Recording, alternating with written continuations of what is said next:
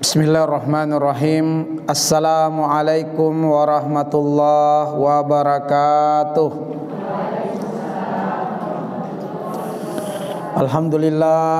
Alhamdulillahirabbil alamin. Wassalatu wassalamu ala asyrafil anbiya'i wal mursalin wa ala alihi wa sahabatihi ajma'in, amma ba'du. Allahumma anfa'na bima 'allamtana wa 'allimna ma yanfa'una wa zidna ilman. Walhamdulillah ala kulli hal wa na'udzu billahi min hali ahlin nar. Para ummahat muslimat azanillahu wa iyyakunna ajma'inna, senantiasa kita berharap dan terus berdoa kepada Allah, Rabb yang menggenggam hidup dan juga mati kita semua. Semoga Dia memanjangkan umur kita dalam kebaikan dan dalam ketaatan di sisinya. Semoga Allah menjadikan pertambahan usia kita disertai dengan bertambah ilmu, bertambah amal soleh, dan bertambah dekat dengan Allah Subhanahu wa Ta'ala. Dan semoga keistiqomahan kita berkumpul di rumah Allah Subhanahu wa Ta'ala ini mengantarkan kita semua dapat berkumpul di tempat terbaik di akhirat, di dalam surga Allah Subhanahu wa Ta'ala. Insyaallah kajian kita di pagi hari ini adalah program Masuk Surga Bersama Keluarga. Program Masuk Surga Bersama Keluarga, salah satu kajian parenting untuk menjadi perhatian besar kita semua dalam upaya membersamai keluarga yang kita cintai, tidak hanya sebatas umur di dunia, tapi juga berlanjut di akhirat, di dalam surga Allah Subhanahu wa Ta'ala. Betapa indah dan betapa bahagianya pengabaran Allah, fayanqalibu ila ahlihi masrura. Kelak di akhirat nanti di dalam surga, Allah mengumpulkan mereka kembali. Allah mengembalikan mereka sebagaimana mereka telah berkumpul di dunia dalam kebahagiaan. Allah pula membersamai mereka dengan orang-orang yang mereka cintai di dalam surga Allah Subhanahu wa Ta'ala. Semoga kita semua insyaallah membersamai keluarga kita di surga Allah Subhanahu wa Ta'ala. Baik, para ummahat sekalian, adapun landasan kita untuk membuat program bersama masuk surga adalah firman Allah di dalam Quran surat At-Tur. Surat At-Tur ayat yang ke-21. Firman Allah di dalam Quran surat At-Tur ayat yang ke-21. Allah Subhanahu wa Ta'ala berfirman pada satu ayat yang mulia ini, walladzina amanu, dan orang-orang yang beriman, wattaba'athum zurriyatuhum, dan mengikuti mereka keturunan-keturunan mereka biimanin, dengan keimanan. Artinya orang-orang yang beriman di dunia ini lalu kemudian mereka menularkan keimanannya kepada keturunan-keturunan mereka, sehingga keturunan-keturunan mereka juga ikut beriman bersama dengan ayah mereka, bersama dengan kakek mereka beriman. Alhaqna bihim zurriyatahum, maka Allah akan mengumpulkan mereka semua di dalam surga. Allah akan membersamakan mereka di dalam surga. Orang tua akan menjumpai anaknya di surga, suami akan menjumpai istrinya di surga, istri juga demikian, kakek menjumpai cucunya di surga, cucu juga demikian. Allah akan mempertemukan mereka bersama dengan keturunan mereka di dalam surga. Wa ma alatsnahum min amalihim min syai'in, dan Allah Subhanahu wa taala tidak akan menyia-nyiakan sedikit pun dari kebaikan-kebaikan mereka, tidak akan mengurangi apalagi sampai menghilangkan pahala untuk mereka tuai di akhirat kelak walau hanya sedikit, yang menunjukkan bahwa Allah Maha pandai bersyukur atas kebaikan-kebaikan yang diperbuat oleh hamba. Allah Maha pandai berbalas jasa atas kebaikan-kebaikan yang dilakukan oleh hamba, yaitu mentaati perintah Allah dan meninggalkan larangannya. Kullu mri'in bima kasaba rahinun, maka setiap orang itu pasti akan menuai apa yang telah dia tanam di dunia ini dari amalan. Di dalam surat Ghafir, ibu sekalian, surat yang ke-40, ayat yang ke-40, Allah mengatakan, man amila sayyi'atan fala yujza illa mislaha wa man amila solihan min dzakarin aw unsa wa huwa mu'min faulaika yadkhulunal jannah yurzaquna fiha bighairi hisab. Di dalam surat Ghafir ayat yang ke-40, Allah mengatakan sesiapa di dunia melakukan perbuatan keburukan, maka pasti dia akan mendapatkan buah dari keburukan yang dikerjakannya itu. Dan sesiapa di dunia dengan sangat sadar melakukan amal soleh, baik dia laki-laki ataukah dia perempuan, dan dia beriman kepada Allah, maka Allah akan memasukkannya ke dalam surga, dan Allah akan memberikan rezeki kepadanya dengan rezeki yang tidak ada putus-putusnya. Surat Ghafir atau surat yang ke-40 ayat yang ke-40. Maka Allah mengatakan kullu mri'in bima kasaba rahin, setiap orang pasti akan menuai, pasti akan memanen apa yang telah dia tanam di dunia dari amalan-amalan. Jika dia menanam keburukan, dia akan panen buah dari keburukan itu. Jika dia tanam kebaikan, maka dia pun akan memanen kebaikan itu. Nah, ini adalah landasan kita, dasar kita, bahwa kelak sesiapa yang memenuhi syarat bersama dengan keluarganya di dunia, syarat untuk masuk ke dalam surga, maka Allah akan mengumpulkan kembali mereka di dalam surga. Ibu sekalian, kenapa di sini disebutkan al-haqna, Allah pertemukan kembali?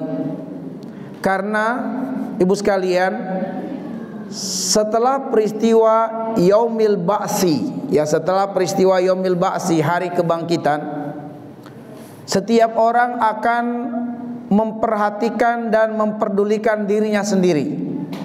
Tidak ada yang akan memperdulikan orang lain meskipun itu keluarga yang tercintanya di dunia. Maka seorang laki-laki, dia tidak akan peduli istrinya dan anaknya, dia hanya peduli bagaimana dirinya bisa selamat dan masuk surga. Seorang wanita juga tidak akan memikirkan anaknya, suaminya di mana, dia hanya akan memikirkan dirinya bagaimana bisa selamat masuk ke surga. Itu adalah gambaran ketika manusia bangkit dari kuburnya di Yaumil Ba'si. Kapankah mereka memikirkan keluarganya? Ketika mereka di surga, baru mereka mencari, mana istri saya, mana suami saya, mana anak-anak saya, mana sahabat saya. Nah, dalam peristiwa Yaumul Ba'si sampai menyeberangi titian sirat, nggak ada yang berpikir untuk orang lain, semuanya nafsi-nafsi, memikirkan dirinya sendiri.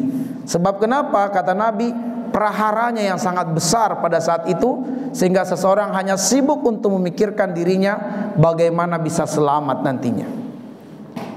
Baik, kita mulai ibu sekalian. Kita coba ambil hikmah dulu dari ayat yang mulia ini. Pada ayat yang kita sebutkan tadi, surat At-Tur ayat 21, dan orang-orang yang beriman beserta anak cucu mereka yang mengikuti mereka dalam keimanan, kami pertemukan mereka dengan anak cucu mereka di dalam surga. Kita ambil penggalan yang ini, yaitu penggalan walladzina amanu wattaba'athum dzurriyyatuhum biimanin alhaqna bihim dzurriyyatahum. Nah, sampai di sini. Kita ambil penggalannya dan ini terjemahannya. Nah, penggalan ini mengisyaratkan pentingnya program penanaman nilai-nilai keimanan dalam anggota keluarga yang secara turun-temurun harus diajarkan, harus disampaikan, harus ditanamkan dari orang tua ke anak, dari anak ke anak lagi, dan terus demikian sampai generasi ke generasi yang terakhir. Itulah syarat penting untuk masuk dan berkumpul sekeluarga di dalam surga.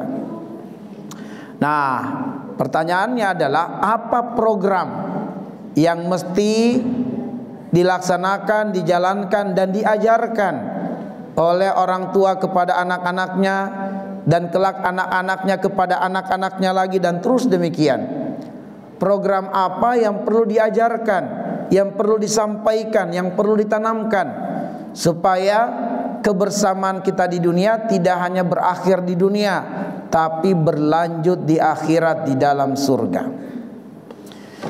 Sehingga ibu sekalian, ayat ini adalah sebagai jawaban dari surat At-Tahrim ayat yang ke-6. Kalau di surat At-Tahrim ayat yang ke-6 Allah mengatakan ku anfusakum wa ahlikum naro, jaga dirimu dan jaga keluargamu dari api neraka. Muncul pertanyaan, bagaimana caranya? Bagaimana cara menjaga diri dan keluarga kita agar selamat dari api neraka yang berarti masuk surga? Nah, jawabannya adalah dengan menjalankan sejumlah program-program penanaman nilai-nilai keimanan dalam anggota keluarga.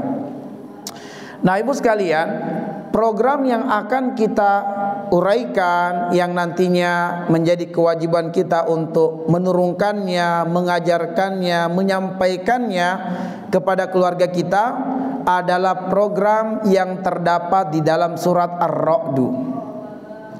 Program yang terdapat di dalam surah Ar-Ra'd ayat 20 sampai 22. Ya. Nah, jadi tidak akan susah kita mencari programnya, dan tak perlu kita berpikir-pikir program apa, sebab Allah sendiri yang sudah memberitahukan kepada kita, buatlah program yang Allah sudah sebutkan di dalam surat Ar-Ra'd ayat 20 sampai 22.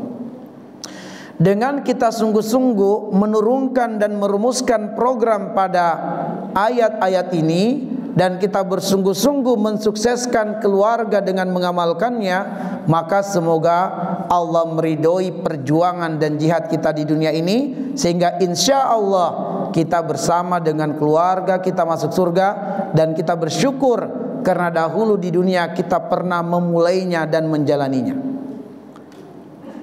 Bahkan kalau perlu ibu sekalian, buatlah poster besar-besar, cetak dengan cetak yang bagus, 10 program membersamai keluarga masuk surga. Ya, 10 program membersamai keluarga masuk ke dalam surga. Baik. Nah, ibu sekalian, dari ayat 20, 21 dan 22 itu nanti dari keseluruhan ayat ini atau dari ketiga ayat ini kita akan keluarkan 10 program, di mana masing-masing ayat ada program-program khusus yang nantinya tugas kita menguraikannya. Maka kita akan mulai merenungi dan mentadaburi ayat ke-20. Setelah kita renungi dan tadaburi ayat 20, coba kita telurkan program apa yang ada pada ayat tersebut. Setelah tuntas kita melangkah ke ayat 21, lalu kita telurkan program apa yang ada di ayat tersebut, sampai pada ayat ke-22, program apa yang dapat kita wujudkan dari ayat tersebut. Mari fokus kita di ayat yang ke-20. Nah, ini adalah ayat yang ke-20. Saya bacakan ayatnya ibu sekalian. Setelah saya baca boleh bersama-sama diikuti ya. Saya baca terlebih dahulu, kemudian ibu-ibu semua mengikutinya. A'udzu billahi minasy syaithanir rajim. Silakan. A'udzu billahi minasy syaithanir rajim. Bismillahirrahmanirrahim.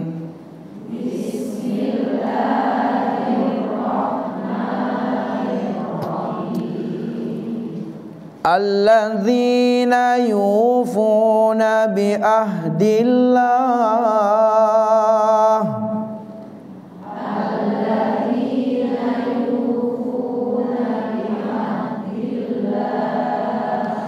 Wala yanqudunal mitsaq.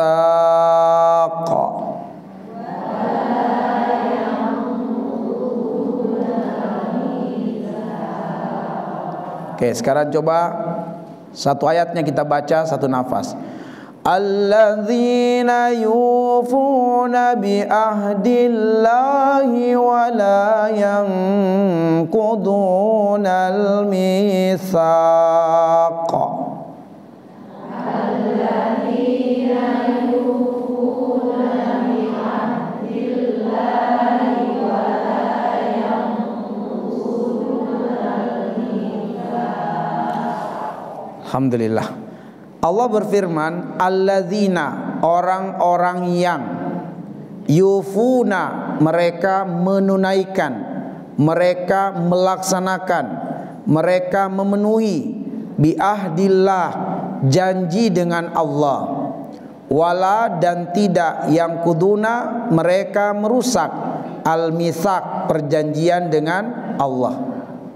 Nah, dari satu ayat ini Ibu sekalian ada dua program penting. Ada dua program utama dari satu ayat ini. Program yang pertama itu adalah alladzina yufuna bi ahdillah. Sampai di sini. Ini adalah program yang pertama. Dan program yang kedua, wala yanqudunal mitsaq. Ini program yang kedua. Nah, kita lihat Ibu sekalian, program yang pertama dulu. Program yang pertama adalah alladzina yufuna bi ahdillah. Orang-orang yang memenuhi janji dengan Allah Subhanahu wa taala. Maka program yang pertama adalah program memenuhi janji. Program memenuhi janji dengan Allah, melaksanakan janji dengan Allah Subhanahu wa taala, mengimplementasikan janji dengan Allah. Ya. Bahasanya terserah, implementasi janji dengan Allah, perwujudan janji dengan Allah, pelaksanaan janji dengan Allah, silakan. Sederhananya memenuhi janji, janji dengan Allah. Pertanyaannya Ibu sekalian, apa janji kita dengan Allah? Janji kita dengan Allah Ibu sekalian adalah yang senantiasa kita disunnahkan untuk membacanya ketika kita membaca doa iftitah setelah takbiratul ihram. Sebenarnya itu adalah janji kita kepada Allah, dan kita disuruh Allah untuk mengikrarkannya berulang-ulang. Maka Allah mengatakan, kul, berjanjilah, berikrarlah, katakanlah. Maka akhirnya di dalam takbiratul ihram kita, setelah kita membesarkan Allah, setelah kita menghebatkan Allah, dan kita mengkerdilkan diri kita, mengecilkan diri kita di hadapan Allah, lalu kemudian kita sampaikan ikrar kita kepada Allah. Inna solati wa nusuki wa mahyaya wa mamati lillahi rabbil alamin la syarika lahu wa bidzalika umirtu wa ana awwalul muslimin. Ini janji kita kepada Allah Ibu sekalian. Maka tunaikan janji ini kepada Allah. Kita berjanji bahwa solatku, ibadahku atau kurbanku, hidupku dan matiku lillahi rabbil alamin, untuk Tuhan semesta alam. Kenapa kita harus memperhatikan dan menjaga salat 5 waktu? Sebab itu janji kita kepada Allah. Kenapa kita harus memakai jilbab Ibu sekalian? Sebab itu janji kita kepada Allah. Kenapa kita harus berakad dengan akad syariah dalam muamalah, meninggalkan akad riba, meninggalkan akad yang di dalamnya ada maisir, perjudian, meninggalkan akad yang ada unsur gorornya, ketidakjelasannya, meninggalkan akad yang ada tadlis. Apa itu tadlis? Menyembunyikan cacat pada barang yang dijualnya. Kenapa kita harus tinggalkan itu semua? Sebab itu menyelisihi janji kita kepada Allah Subhanahu wa taala. Janji kita kepada Allah bahwa hidupku dan matiku untuk Allah. Ibu sekalian, kita di dalam solat kita berkata dalam doa kita di surat Al-Fatihah, Iyyaka na'budu wa iyyaka nasta'in.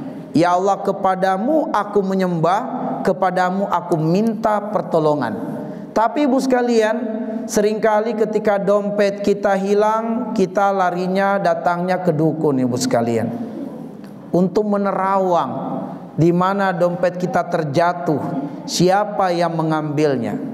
Seringkali kita pengen supaya dagang kita sukses, laris, kita gunakan penglaris dengan menempel wafak-wafak di dinding-dinding, talazim-talazim.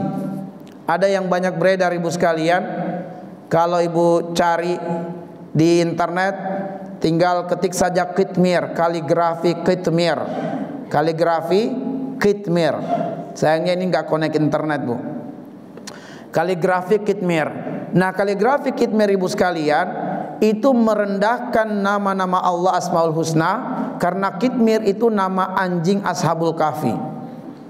Jadi nama-nama Allah itu berada di sisi-sisi dari tulisan khitmir, tulisan yang sangat besar, khitmir. Qaf, ta, mim dan ra, khitmir. Itu artinya nama anjing. Lalu di sekitar tulisan khitmir nama-nama Allah 99. Lalu di bawahnya ada wafak-wafak. Ini bu sekalian adalah jimat untuk penglaris. Dan itu sering kita dapati di beberapa rumah makan ibu sekalian, tanpa saya sebutkan beberapa rumah makan yang saya sudah jumpai dan saya berkewajiban menyampaikannya. Saya langsung sampaikan ibu sekalian, karena saya katakan ini penghinaan kepada nama Allah. Setelah saya sampaikan, dia mau lepas tidak lepas itu bukan urusan saya lagi. Saya cuma berkewajiban ketika saya datang makan, melihat di dinding ada tulisan itu. Mungkin dia tidak tahu ibu sekalian. Maka saya bertanya, Pak, ini kaligrafinya dapat dari mana? Oh, ada yang penjual datang, tiba-tiba dia tawarkan dan saya beli. Maka saya katakan, ini mohon maaf Pak, ini penghinaan kepada nama Allah, dan ini adalah wafak. Bapak harus lepas. Alhamdulillah ada yang kemudian melepaskan. Oh, minta maaf Pak Ustadz, saya tidak tahu. Ya, Bapak tidak perlu minta maaf sama saya, tapi saya cuma menyampaikan ini tidak benar, sebaiknya dihancurkan. Tapi saya makan dulu di warungnya ibu sekalian, baru menyampaikan. Ya, jangan sampai kita tidak makan tiba-tiba menyampaikan. Nah, jadi supaya enak penerimaannya, saya ajak dulu orang makan di situ. Saya ajak dulu beberapa teman makan. Nah, kita makan di warungnya. Setelah kita makan bareng, baru kita sampaikan. Karena kita rame, jadi insya Allah enak penerimaannya. Tapi ada juga ibu sekalian, saya SMS, saya ingatkan dia, saya sampaikan secara lisan, saya SMS, nggak direspon-respon ibu sekalian. Terserah, yang pasti kewajiban kami hanyalah menyampaikan.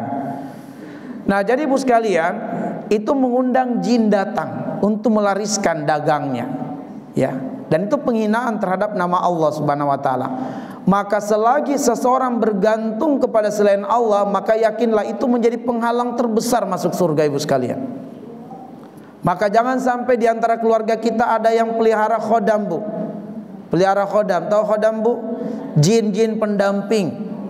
Jangan ibu sekalian, itu menjadi penghalang masuk surga, karena dia akan bergantung kepada selain Allah. Ibu buka surat Al-Jin ayat yang ke-6. Surat Al-Jin ayat yang ke-6. Allah bilang di dalam ayat itu, di antara manusia ada yang meminta bantuan jin, dan jin tidak akan menambah baginya kecuali semakin menyesatkannya. Maka tidak ada gunanya ibu sekalian, karena ikrar kita kepada Allah adalah la syarika lahu wa bidzalika umirtu wa ana awwalul muslimin. Tidak ada sekutu bagi Allah. Kalau tidak ada sekutu bagi Allah, cukuplah dengan mengatakan hasbunallah ni'mal wakil, ni'mal maula wa ni'man nasir. Kita nggak butuh jin ibu sekalian, kita hanya butuh Allah. Kita tidak butuh wafak-wafak, kita hanya butuh berdoa dan ikhtiar yang terbaik, beri pelayanan terbaik ibu sekalian. Kita nggak butuh wafak, jimat-jimat, pagar dengan mengambil tanah kuburan, menaburi di sekitar rumah kita. Saya pernah dapatkan satu keluarga seperti itu, ibu sekalian. Ya, dia ambil tanah kuburan di Sukabumi. Kenapa jauh-jauh amat? Sebab syaratnya dari dukun, cari seorang wanita yang meninggal baru melahirkan dan usia kematiannya belum sampai 40 hari. Cari dia, ibu sekalian, seorang ibu yang meninggal setelah melahirkan dan usia kematiannya belum sampai 40 hari. Cari dia keliling. Dapat di daerah Sukabumi, berangkat, Bu. Dia ambil tanah kuburannya, ditaburi ke sekitar pagar rumah. Untuk apa? Untuk supaya tidak kemalingan dan tidak datang perampok ke rumahnya. Ya, alhamdulillah dengan izin Allah, satu keluarga kami dudukkan, kami bercerita itu tidak benar. Itu adalah bentuk kesyirikan kepada Allah. Dikhawatirkan keluarga yang sudah bahagia di dunia ini tidak bersama nanti di surga. Baik, ibu sekalian, kita tidak panjang lebar mengurai sebab kita masih ada program yang lain. Maka intinya adalah program yang pertama, penuhi janji kita kepada Allah. Ada pertanyaan, apa janji kita kepada Allah? Jawabannya sudah ada. Surat Al-An'am 162 sampai 163, itulah janji kita kepada Allah. Dan ini janji kita kepada Allah ini masih umum, dalam arti butuh penguraian lebih dalam lagi masing-masing, ibu sekalian. Baik, kita lanjutkan, ibu sekalian. Yang kedua, ini masih di ayat yang pertama, wala yanqudunal mitsaq, dan janganlah mereka tidak merusak perjanjian, ya. Wala yanqudunal mitsaq, dan mereka tidak merusak perjanjian. Berarti amanah dan tidak khianat. Amanah dan tidak khianat. Ibu sekalian, sederhananya begini. Hidup kita di dunia, ibu sekalian, adalah untuk menegakkan 3 pilar kebaikan dan untuk meninggalkan 3 pilar keburukan. Itu saja sebenarnya hidup kita di dunia. Ringkasnya, ya. Ya, apa yang mesti kita lakoni hidup di dunia? Tegakkan 3 pilar kebaikan.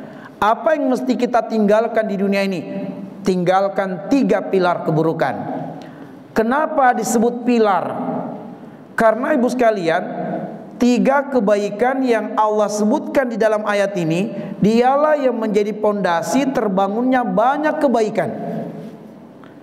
Dan 3 pilar keburukan yang disebutkan dalam ayat ini, dialah pondasi yang membangun banyak keburukan. Makanya kalau pondasinya, pondasi kebaikan kita tegakkan, pondasi keburukan kita hancurkan, maka insya Allah bangunan-bangunan kebaikan akan terlihat nampak kokoh dan megah, dan bangunan-bangunan keburukan akan roboh, akan runtuh dengan sendirinya. Apa 3 kebaikan itu, ibu sekalian, yang menjadi pilar? Pilar itu pondasinya, ibu sekalian. Yakinilah, semua kebaikan apapun inilah dasarnya. Allah mengatakan, innallaha ya'murukum bil adli. Ini adalah pilar kebaikan yang pertama, al-adl, keadilan. Wal ihsan, berbuat ihsan kepada manusia, berbuat ihsan kepada alam, berbuat ihsan kepada Allah. Wa itaizil qurba, dan lebih spesifik berbuat ihsan kepada kerabat. Jadi berbuat ihsan kepada kerabat itu salah satu pilar kebaikan yang Allah jadikan sebagai pondasi kebaikan. Selain kita berbuat ihsan kepada makhluk, kepada manusia secara umum, secara khusus Allah jadikan pilar kebaikan itu adalah berbuat ihsan kepada kerabat, ibu sekalian. Lupa saya tuliskan di sini. Ini terdapat di surat An-Nahl ayat 90. Surat An-Nahl, surat yang ke-16 ayat ke-90. Innallaha ya'murukum bil adli wal ihsan wa itaizil qurba. Lalu 3 pilar keburukan, wa yanha 'anil fahsya'i wal munkar wal baghi ya'izukum la'allakum tazakkarun. Allah memberikan pengajarannya kepada kalian supaya kalian itu mengambil pelajaran, yaitu mengamalkan. Ibu sekalian, ini ada satu materi tersendiri, ibu sekalian. Jadi ini saja ada satu materi tersendiri. yaitu 3 pilar kebaikan dan 3 pilar keburukan, yaitu mengurai lebih dalam tentang satu ayat ini. Tetapi akan saya sampaikan secara umum saja dulu, bahwa ibu sekalian, innallaha ya'muru bil adli, Allah memerintahkan berlaku adil. Berlaku adil kepada siapa ibu sekalian? Pertama, berlaku adil kepada Allah. Berlaku adil kepada Allah sebagai Al-Khaliq yang telah menciptakan manusia. Yang kedua, berlaku adil kepada manusia. Berlaku adil kepada manusia. Dan yang ketiga, berlaku adil kepada alam. Berlaku adil kepada alam. Berlaku adil kepada alam itu berarti berlaku adil kepada lingkungan, berlaku adil kepada binatang-binatang, dan berlaku adil kepada tumbuh-tumbuhan. Ini berlaku adil. Contoh-contoh berlaku adil kepada Allah. Contoh satu saja. Apa bentuk kita berlaku adil kepada Allah? Adil itu ibu sekalian artinya adalah wada'a syai'an fi makanihi, meletakkan sesuatu pada tempatnya, itulah adil. Saya ulang, wada'a syai'an fi makanihi, meletakkan sesuatu pada tempatnya, itulah adil. Apa bentuk keadilan kepada Allah? Contoh ibu sekalian, Allah itu, lafaz Allah artinya adalah al-ma'luh. Arti dari lafaz Allah adalah al-ma'luh. Apa arti al-ma'luh? Yang maha berhak diibadahi, yang maha berhak disembah. Sedangkan kita adalah abdun. Apa itu abdun? Abdun itu ibu sekalian, jangankan harta, jangankan diri, ya, mohon maaf, jangankan harta, jangankan kedudukan, bahkan diri tidak dimiliki. Tapi diri, harta, kedudukan milik Allah. Makanya Allah mengatakan lillahi ma fis samawati wa ma fil ar. Segala kepunyaan Allah, apa yang di langit dan apa yang ada di bumi. Maka jangankan harta, jangankan kedudukan, bahkan organ-organ tubuh kita, bahkan ruh di dalam tubuh kita bukan milik kita, miliknya Allah. Kalau begitu, maka haknya Allah adalah disembah, dan kewajiban kita adalah menyembah. Apabila kita menyembah Allah, berarti kita berlaku adil kepada Allah. Tapi jika kita ogah-ogahan menyembah Allah, sholat ditunda-tunda, bahkan tidak sholat, larangan Allah dikerjakan, perintah Allah dilalaikan, bahkan ada yang melakukan kesyirikan, maka dia sedang menzolimi hak terbesarnya Allah. Maka ibu sekalian, berarti dia tidak berlaku adil kepada Allah. Berlaku adil kepada manusia ibu sekalian, berlaku adil kepada manusia ibu sekalian dalam 3 hal. Berlaku adil kepada manusia dalam 3 hal. Pertama, berlaku adil dalam lisan. Yang kedua, berlaku adil dalam perbuatan. Dan berlaku adil dalam harta. Sehingga turun di dalam Al-Quran surah ibu sekalian, surah di dalam Al-Quran diawali dengan wailun. Bayangkan, di dalam Al-Quran ada 2 surat turun diawali dengan wailun. Tidak ada surah yang lain diawali dengan wailun kecuali 2 surah saja. Dan wailun itu artinya binasa, celaka. Apa 2 surah itu yang diawali dengan wailun ibu sekalian? Surat Al-Mutaffifin dan surat Al-Humazah. Ternyata 2 surat ini turun untuk menegakkan keadilan terhadap sesama manusia. Bahwa Al-Mutaffifin adalah celaan, ancaman dan hinaan Allah kepada siapa yang berlaku zalim kepada manusia dalam kaitannya dengan harta. Sedangkan Al-Humazah turun untuk menegakkan keadilan sesama manusia dalam ucapan dan perbuatan, bahwa wailul likulli humazatil lumazah, celaka bagi siapa saja yang berbuat zalim kepada manusia dalam lisan dan dalam perbuatan.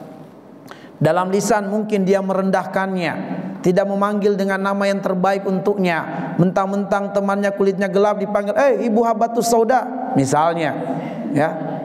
Itu berarti dia tidak menempatkan sesuatu pada tempatnya. Harusnya saudaranya dimuliakan, karena ukuran kemuliaan manusia bukan harta, bukan warna kulit, tapi iman dan takwanya. Innallaha la yanzur ila suwarikum wala ila amwalikum walakin yanzur ila qulubikum. Allah enggak melihat aksesoris dunia kita, yang Allah lihat hati kita. Apakah dia beriman? Boleh jadi dia kulitnya gelap, tapi dia beriman kepada Allah, maka dia lebih mulia dari diri kita, ibu sekalian. Maka berlaku adillah kita kepada manusia dalam lisan dan juga dalam perbuatan. Kemudian berarti ibu sekalian, berbuat ihsan itu juga 3 ruang lingkupnya berbuat ihsan. Apa itu ihsan? Berbuat kebaikan dengan cara yang terbaik. Itu artinya ihsan. Berbuat kebaikan dengan cara yang terbaik. Berbuat ihsan kepada Allah, maka berbuatlah kebaikan dengan mentaati Allah dengan cara yang paling terbaik. Solatlah paling terbaik. Puasalah paling terbaik. Itu namanya berbuat ihsan kepada Allah. Berbuat ihsan kepada manusia, maka panggillah dia dengan panggilan terbaik. Berhusnul muamalahlah dengan orang lain. Dan kemudian kalau kita pengen menolong, membantu dengan harta, dengan sebaik-baiknya harta. Dasarnya semuanya ada dalam Al-Quran. Kita itu kalau memberikan harta untuk saudara kita, beri yang terbaik, bu. Itu di surat Al-Baqarah ayat 177. Wa atal mala ala hubbihi. Orang yang beriman dan bertakwa itu kalau dia memberi dengan harta, wa atal mala ala hubbihi, dia memberikan harta yang paling dicintainya. Inilah tingkatan ukhuwah yang luar biasa, ibu sekalian. Dia bukan memberikan kepada tetangganya, kepada sahabatnya sesuatu yang dia sudah tidak butuh, bukan. Bu, ini ada pakaian saya sudah lama nggak pakai, bu, saya sudah nggak suka modelnya, silakan ibu ambil. Dia beri yang terbaik, bu, yang dia cintai, itu yang dia berikan kepada saudaranya. Nah, seperti itu.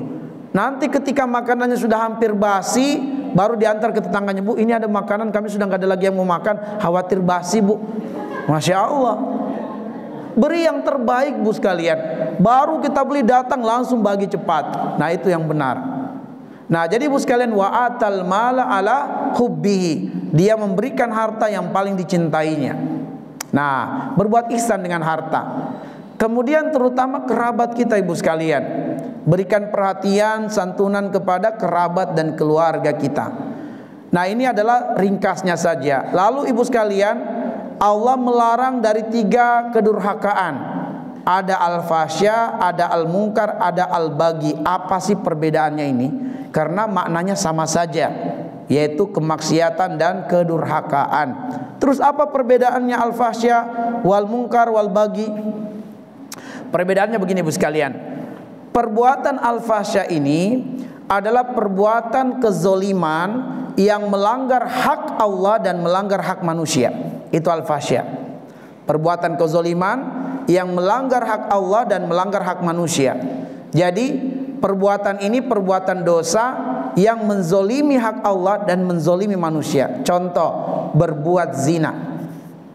Zina, ibu sekalian, melanggar hak Allah, mendobrak syariat Allah, tapi dia juga menzolimi manusia, ya, menzolimi manusia. Nah, ibu sekalian, ada seorang wanita yang pada akhirnya dia diusir dari keluarganya, ibu sekalian, karena dia hamil di luar nikah. Dia menyebabkan aib besar keluarganya, ibu sekalian, sampai keluarganya ini karena keras perawakan ayahnya, bapaknya nggak mau mengakui anaknya, ibu sekalian, ya. Akhirnya si anak ini karena dia merasa terusir, dia gugurkanlah kandungannya sesuai dengan bujukan sang pacar. Setelah kemudian dibujuk sang pacar, gugurkan kandungan, dia gugurkan kandungan, si pacar langsung mengatakan kita putus. Maka stresnya luar biasa si perempuan ini, hampir dia bunuh diri, ibu sekalian. Hampir bunuh diri. Kenapa saya cerita ini? Karena sebelum dia bunuh diri, ibu sekalian, alhamdulillah dia kontak saya, ibu sekalian. Ternyata dia adalah teman saya tanpa saya sebut namanya. Ya. Dia SMS saya, kok ada nomor asing nih. Dia mengatakan, kenapa Allah kejam dengan saya? Ya, saya jawab, saya nggak tahu ini siapa yang SMS, saya balas. Kemudian dia katakan, kenapa orang tua saya tidak memberikan perhatian kepada saya? Saya jawab lagi. Semua pertanyaan saya jawab. Sampai pada akhirnya kemudian dia mengatakan, Samsul, karena mungkin teman, jadi dia menyapa seperti itu. Samsul, apakah kamu tahu saya? Saya katakan saya tidak tahu. tapi saya tidak perlu tahu kalau memang Anda tidak merasa perlu untuk ditahu. Dia mengatakan, insya Allah kelak kamu akan tahu saya, tapi untuk sementara terima kasih atas masukannya. Alhamdulillah saya mendapatkan pencerahan, hampir saya bunuh diri malam ini. Terima kasih, itu saja. Saya nggak tahu siapa ini. Belakangan baru saya tahu ternyata teman saya, ibu sekalian, seorang muslimah. Ya, alhamdulillah sekarang sudah baik keadaannya, Bu. Sudah baik dan selalu kemudian komunikasi, konsultasi sampai akhirnya dia menemukan jodohnya yang menerima keadaannya dan baik kembali dengan keluarganya karena dia sudah taubat. Alhamdulillah Allah baikkan keadaannya, apa yang hilang Allah kembalikan karena dia bertobat. Coba kalau kemarin dia bunuh diri, nauzubillah, kita nggak tahu nasibnya. Baik, jadi ibu sekalian yang dimuliakan oleh Allah Subhanahu wa taala, al-fahsya itu perbuatan kezoliman yang melanggar hak Allah, melanggar hak manusia. Itu namanya al-fahsya. Kalau al-munkar, perbuatan kezoliman yang melanggar hak Allah, tapi terkadang tidak mengganggu manusia. Contoh, seseorang nggak sholat, dia tidak sholat, tidak mengganggu orang lain, Bu. Tapi tidak sholat itu adalah melanggar hak Allah, itu namanya mungkar. Dia nggak berpuasa di bulan Ramadan, ya dia tidak mengganggu orang lain dengan dia tidak berpuasa, tapi dia melanggar hak Allah, itulah yang disebut dengan mungkar. Bisa dibedakan? Nah, sedangkan al-baghyu ini adalah urusan manusia dengan manusia, di mana Allah tidak akan mencampuri urusan itu sampai diselesaikan di antara mereka. Jika urusan manusia dengan manusia tidak diselesaikan di dunia, Allah akan menghadirkan mereka di akhirat dan tidak akan masuk surga sampai urusan mereka selesai di akhirat. Contohnya adalah hutang piutang, ibu sekalian. Ya, kata Nabi, nafsul mu'min mu'allakatun hatta yugda anhu dainuhu. Seorang mukmin, ini seorang mukmin, Bu. Seorang mukmin tidak akan masuk ke dalam surga jika dia meninggal dalam keadaan ada hutang dan hutangnya tidak dilunasi di dunia. Maka di akhirat kelak dia akan disidang, dipanggil dengan orang yang telah menghutanginya. Lalu kemudian mereka akan menyelesaikan persoalan mereka di akhirat. Caranya gimana, ibu sekalian?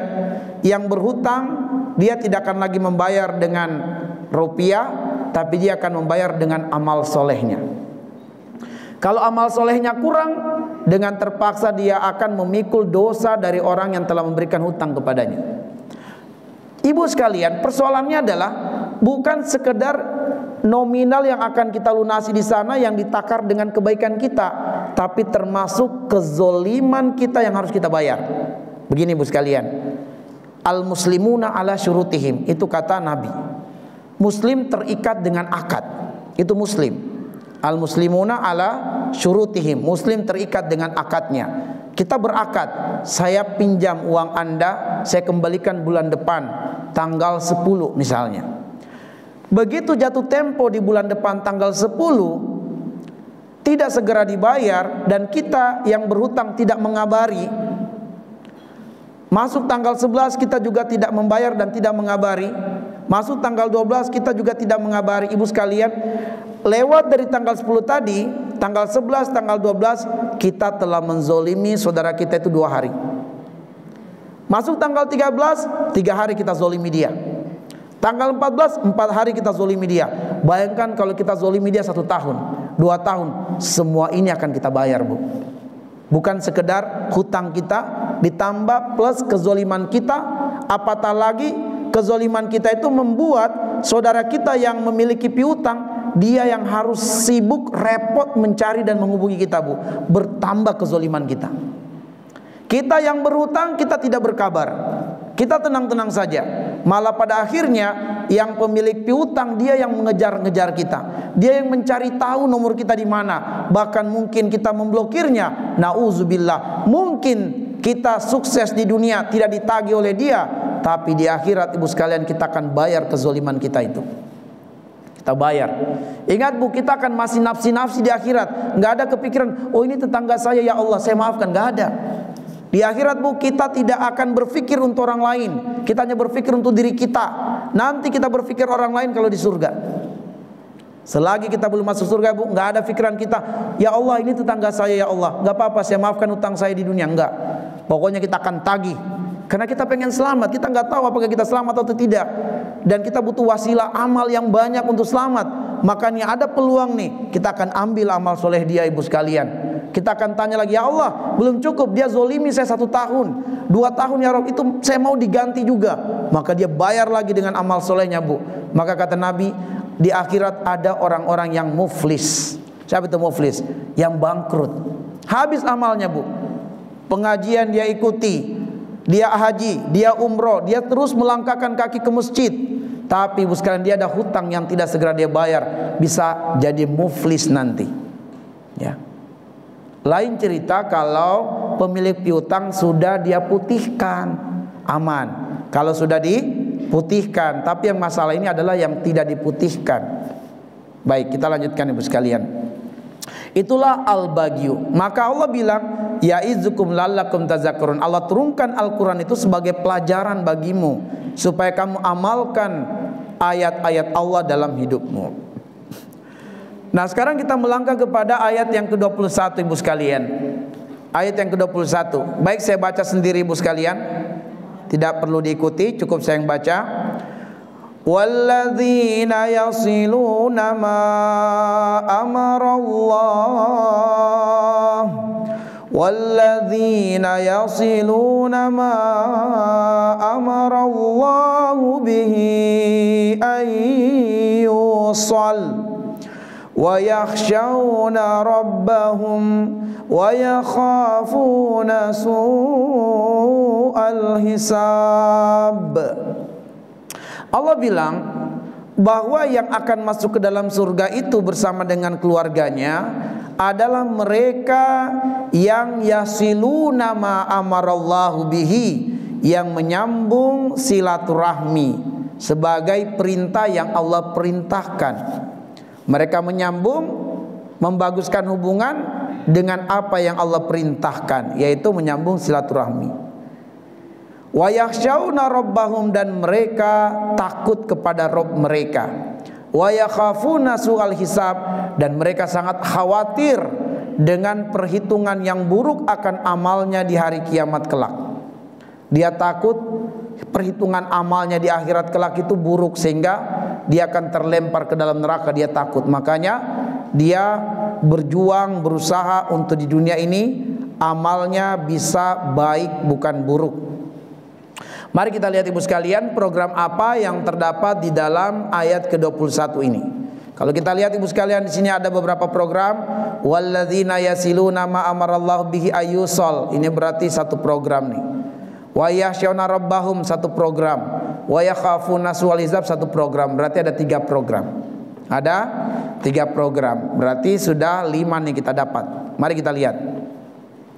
Program yang ketiga Ibu sekalian, walladzina yasiluna ma amarallahu bihi ayyusal, dan orang-orang yang menyambung apa yang Allah perintahkan untuk disambung, yaitu menyambung silaturahmi.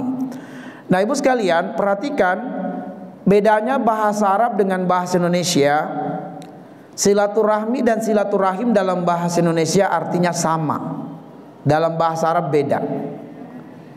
Silaturahmi itu berarti rahim. Rahmi itu rahim Ibu, ya. Silaturahmi, rahmi itu adalah rahim, yang berarti hubungan karena adanya pertalian rahim. Sehingga silaturahmi itu adalah menjaga hubungan baik dengan kerabat, dengan keluarga.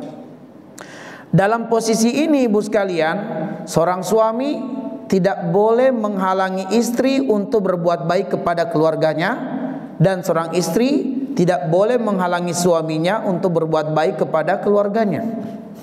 Seorang istri jangan iri kalau kemudian suami itu memberikan nafkah kepada ayah ibunya, kepada saudara-saudarinya. Jangan irilah, tapi dia harus dukung. Demikian pula kemudian suami berupaya juga untuk memberi nafkah kepada orang tua istri, meskipun dia tidak punya kewajiban menafkahi mertuanya. Nggak ada kewajibannya menafkahi mertua, tapi dia juga boleh berbuat baik kepada istrinya dengan memberikan hadiah kepada mertuanya Ibu sekalian. Seorang ayah tidak boleh mengusir anaknya, tidak boleh sampai tidak mengakui anaknya, akan diminta pertanggungjawaban di hadapan Allah. Kalau kemudian anaknya hamil di luar nikah, ibu sekalian, maka dia harus bertobat kepada Allah Subhanahu wa taala dan harus kemudian mendidik sang anak dan mencarikan solusinya dengan cara yang islami. Ada solusi islaminya, bukan dengan mengusir anak. Sebab mengusir anak tidak menggugurkan pertanggungjawaban orang tua di hadapan Allah. Dia akan mempertanggungjawabkan anaknya di hadapan Allah, ibu sekalian. Maka solusinya bukan mengusir. Itulah takdir Allah. Kenapa takdir ini menimpanya? Allah mengatakan dalam surat An-Nisa 79, "Wa ma asabaka min sayyi'atin famin nafsika." Musibah keburukan yang menimpamu karena perbuatan kamu sendiri. Boleh jadi karena perbuatan sang ayah yang menggampangkan anaknya dibonceng oleh laki-laki yang tidak dikenalnya, sampai pada akhirnya anaknya dihamili. Terlalu melonggarkan pergaulan anak perempuannya. Dia membiarkan saja anaknya dipegang, disentuh, dipeluk oleh laki-laki asing. Maka ketika anaknya hamil, ya itulah buahnya sendiri. Ya. Kita tahu ibu sekalian, Jalaluddin Rahmat. Nah ibu sekalian, bukan beliau, Nurkholis Majid. Nurkholis Majid ibu sekalian dikenal sebagai bapak Indonesia yang membawa ajaran pluralisme di Indonesia. Jadi dia yang membawa ajaran pluralisme, penyatuan semua agama dianggap sama. Tapi ibu sekalian, karena dia adalah yang mencetuskan ide-ide pemikiran pluralisme di Indonesia sehingga banyak akarnya bermunculan di Indonesia, dan sudah dinasihati oleh kawan-kawan beliau, diantaranya adalah Kiai Haji Khalil Ridwan, menasihati beliau ketika Pak Nurkholis ini sakit. Waktu sakit itu ginjalnya ini harus digantikan dengan ginjal babi. Jadi ginjal babi harus masuk ke dalam tubuhnya. Dinasihati oleh Bapak Kiai Haji Khalil Ridwan supaya dia bertobat kepada Allah. Karena jika dia tidak bertobat, beliau Bapak Kiai Haji Khalil Ridwan akan menghukumi beliau bukan muslim kalau beliau sudah menegakkan hujah bahwa siapa yang menganggap semua agama sama adalah membatalkan keimanan. Kalau beliau tidak berubah, maka beliau bertekad tidak akan menyolatinya kalau meninggal. Ya, karena beliau sudah menegakkan hujah dan sepertinya Bapak Nurkholis tidak berubah dengan prinsip dan pendiriannya, maka ketika meninggal Kiai Haji Khalil Ridwan nggak mau menghadiri. Nah ibu sekalian yang dimuliakan oleh Allah Subhanahu wa taala, ternyata anak perempuan beliau itu dinikahi oleh laki-laki kafir. Dia sangat menyesal sekali. Dia menginginkan pemikiran ini ada, tapi dia tidak mau keluarganya itu dinikahi oleh laki-laki kafir. Tapi akhirnya anaknya itu menikah dengan laki-laki kafir sebagai buah dari pemikiran dia sendiri, ibu sekalian. Ya. Akhirnya dia bertengkar dengan anak perempuannya sendiri. Bukankah bapak yang mengajarkan pemikiran seperti ini? Nah, secara nurani dia tidak mau sebenarnya. Secara nuraninya bahwa dia tidak mau anaknya itu dinikahi oleh laki-laki kafir. Walaupun anaknya sangat menyukainya dan laki-laki kafir itu mapan, tapi nuraninya dia nggak mau. Tapi pemikirannya adalah dia membolehkan. Akhirnya kemudian Allah hukum anak kandungnya sendiri dinikahi oleh laki-laki kafir, dan dia sesali itu ibu sekalian, menjadikan penyakitnya terus bertambah parah dan dia terus drop sampai meninggal dunia. Baik, ibu sekalian yang dimuliakan oleh Allah Subhanahu wa taala. Lalu kemudian silaturahim itu adalah hubungan kasih sayang, yaitu menjaga hubungan baik kepada sesama manusia, terutama kepada sesama kaum muslimin. Jalin silaturahim ibu sekalian. Jangan sampai kita merendahkan manusia. Jangan sampai kita tidak membaguskan akhlak dengan tetangga-tetangga kita. Ibu bertekadlah bahwa surga itu luas. Kenapa kita tidak bertekad tetangga kita di dunia, tetangga kita juga di surga? Kenapa kita tidak bertekad teman kantor kita adalah teman kita juga nanti di surga? Kenapa kita tidak bertekad demikian? Kenapa kita memelihara kebencian di hati kita kepada tetangga kita, ibu sekalian? Kenapa kita tidak mudah saling memaafkan? Padahal kalau ayat yang kita baca tadi, Bu, yang kita dengarkan tadi dibaca oleh qoriah kita, salah satu karakter calon ahli surga di dalam ayat itu, di ayat 134 tadi yang dibaca, wal kaziminal ghaidha wal afina 'anil nas. Ini adalah karakter ahli surga, ibu sekalian. Bahwa karakter ahli surga itu adalah hatinya lapang, hatinya luas, tidak menyimpan dendam dan kebencian, sehingga apabila dia disakiti, apabila dia dizolimi, Belumlah orang yang menzolimi minta maaf sudah dimaafkan. Wal kaziminal ghaidza wal afina anin nas. Dia maafkan manusia sebelum manusia datang minta maaf. Saking lapang dan luasnya hatinya, Ibu. Wallahu yuhibbul muhsinin, dan Allah suka dengan orang yang berbuat baik. Maka coba Ibu renungi, seorang wanita pelacur saja, Ibu sekalian, wanita pelacur itu memberi minum kepada seekor anjing, Allah ampunkan dosanya dan Allah masukkan ke dalam surga. Apalagi kalau yang kita bantu, yang kita tolong, yang kita beri makan adalah manusia. Apalagi kalau muslim, apalagi ketika di bulan Ramadan. Maka begitu besar pahala ganjaran yang kita dapatkan ketika kita bangun silaturahim, Ibu sekalian. Kenapa hari ini tawuran antara lorong dengan lorong? Ibu sekalian, di daerah Bogor, anak SD meninggal, Ibu sekalian, dibacok kepalanya. Sementara berjalan menyeberangi lampu merah, tiba-tiba ada anak SMA naik motor, Ibu sekalian. Entah dia, saya nggak tahu ini apa motifnya, Ibu sekalian. Yang pasti memang 2-3 orang berboncengan ini yang pelaku udah ditangkap, 2-nya, 1 lagi masih dicari. Ya belum lama kejadiannya, Ibu sekalian. Nah, si motor ini salah seorang pegang celurit, Ibu sekalian. Anak SD sedang lewat, langsung dibacok, Bu, kepalanya, sini leher. Ya, sampai ke sini. Bacok, Bu. Meninggal, Ibu sekalian. Nauzubillah. Ya. Itu karena silaturahmi tidak hidup. Antara lorong dengan lorong tawuran. Antara sekolah dengan sekolah, anak SMP dengan anak SMP, anak SMA dengan anak SMA. Dan tawurannya, Bu, Masya Allah, sudah di kepalanya itu pengen membunuh. Ya, pengen membunuh, Ibu sekalian. Di depan kampus IKA itu alhamdulillah ditangkap oleh pihak kepolisian. Beberapa anak motor masih pakaian seragam sekolah. Itu ditangkap, Ibu sekalian. Mereka membawa benda-benda tajam semua, dikumpulkan di pinggir jalan tuh benda-benda tajam yang saya lihat. Ada pokoknya sabit lah, celurit lah, pedang, samurai. Ditanya mereka mau ke sekolah, entah sekolah apa itu, Ibu sekalian. Mereka mau perang. 10 orang gitu, anak-anak muda ini bawa motor di kota Bogor, Bu. Ya, anak SMA. Bayangkan mereka tawuran itu di kepalanya sudah pengen membunuh, Ibu sekalian. Itu karena tidak hidup silaturahmi. Maka perlu dihidupkan ini silaturahim. Maka apabila anak kita termasuk yang melakukan pembunuhan, tidak masuk surga, Ibu sekalian. Tidak masuk surga kalau sudah melakukan pembunuhan. Sebab membunuh satu jiwa sama dengan membunuh seluruh kaum muslimin. Dan itu dosa besar, dan pasti pelaku pembunuhan masuk neraka. Maka jangan sampai anak-anak kita tergabung dalam kelompok begal dan seterusnya, Ibu sekalian. Baik, program yang keempat, Ibu sekalian, menghadirkan rasa takut kepada Allah, wa yakhshawna rabbahum. Menghadirkan rasa takut kepada Allah. Dan rasa takut kepada Allah itu akan hadir hanya di hati orang yang berilmu. Jadi rasa takut itu hanya akan hadir di hati orang yang berilmu. Nggak mungkin hadir di hati orang yang tidak berilmu. Nggak mungkin akan hadir rasa takut kepada Allah itu di hati orang yang jauh dari majelis ilmu. Nggak mungkin, Ibu sekalian. Rasa takut hanya akan tumbuh di hati orang yang dekat dengan ilmu, selalu bermajelis ilmu. Sebab ayatnya demikian. Surat Fatir ayat 28 Allah bilang, innama itu li ikhtisor. Apa itu ikhtisor? Tidak ada cara yang lain. Innama, sungguh hanyalah, ya, sungguh hanyalah yakhsyallaha, yang takut kepada Allah, min ibadihi, diantara hamba-hambanya, al ulama, orang-orang yang berilmu.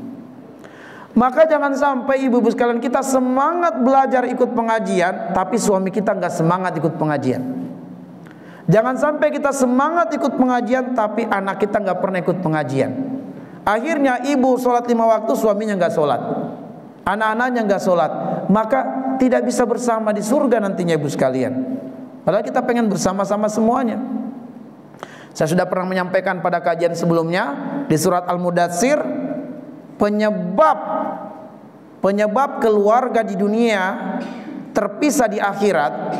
Sebagian keluarganya masuk surga, sebagian masuk neraka. Penyebabnya ada 4. Ini bisa dilihat di surat Al-Mudatsir, ibu sekalian, ya. Surat Al-Mudatsir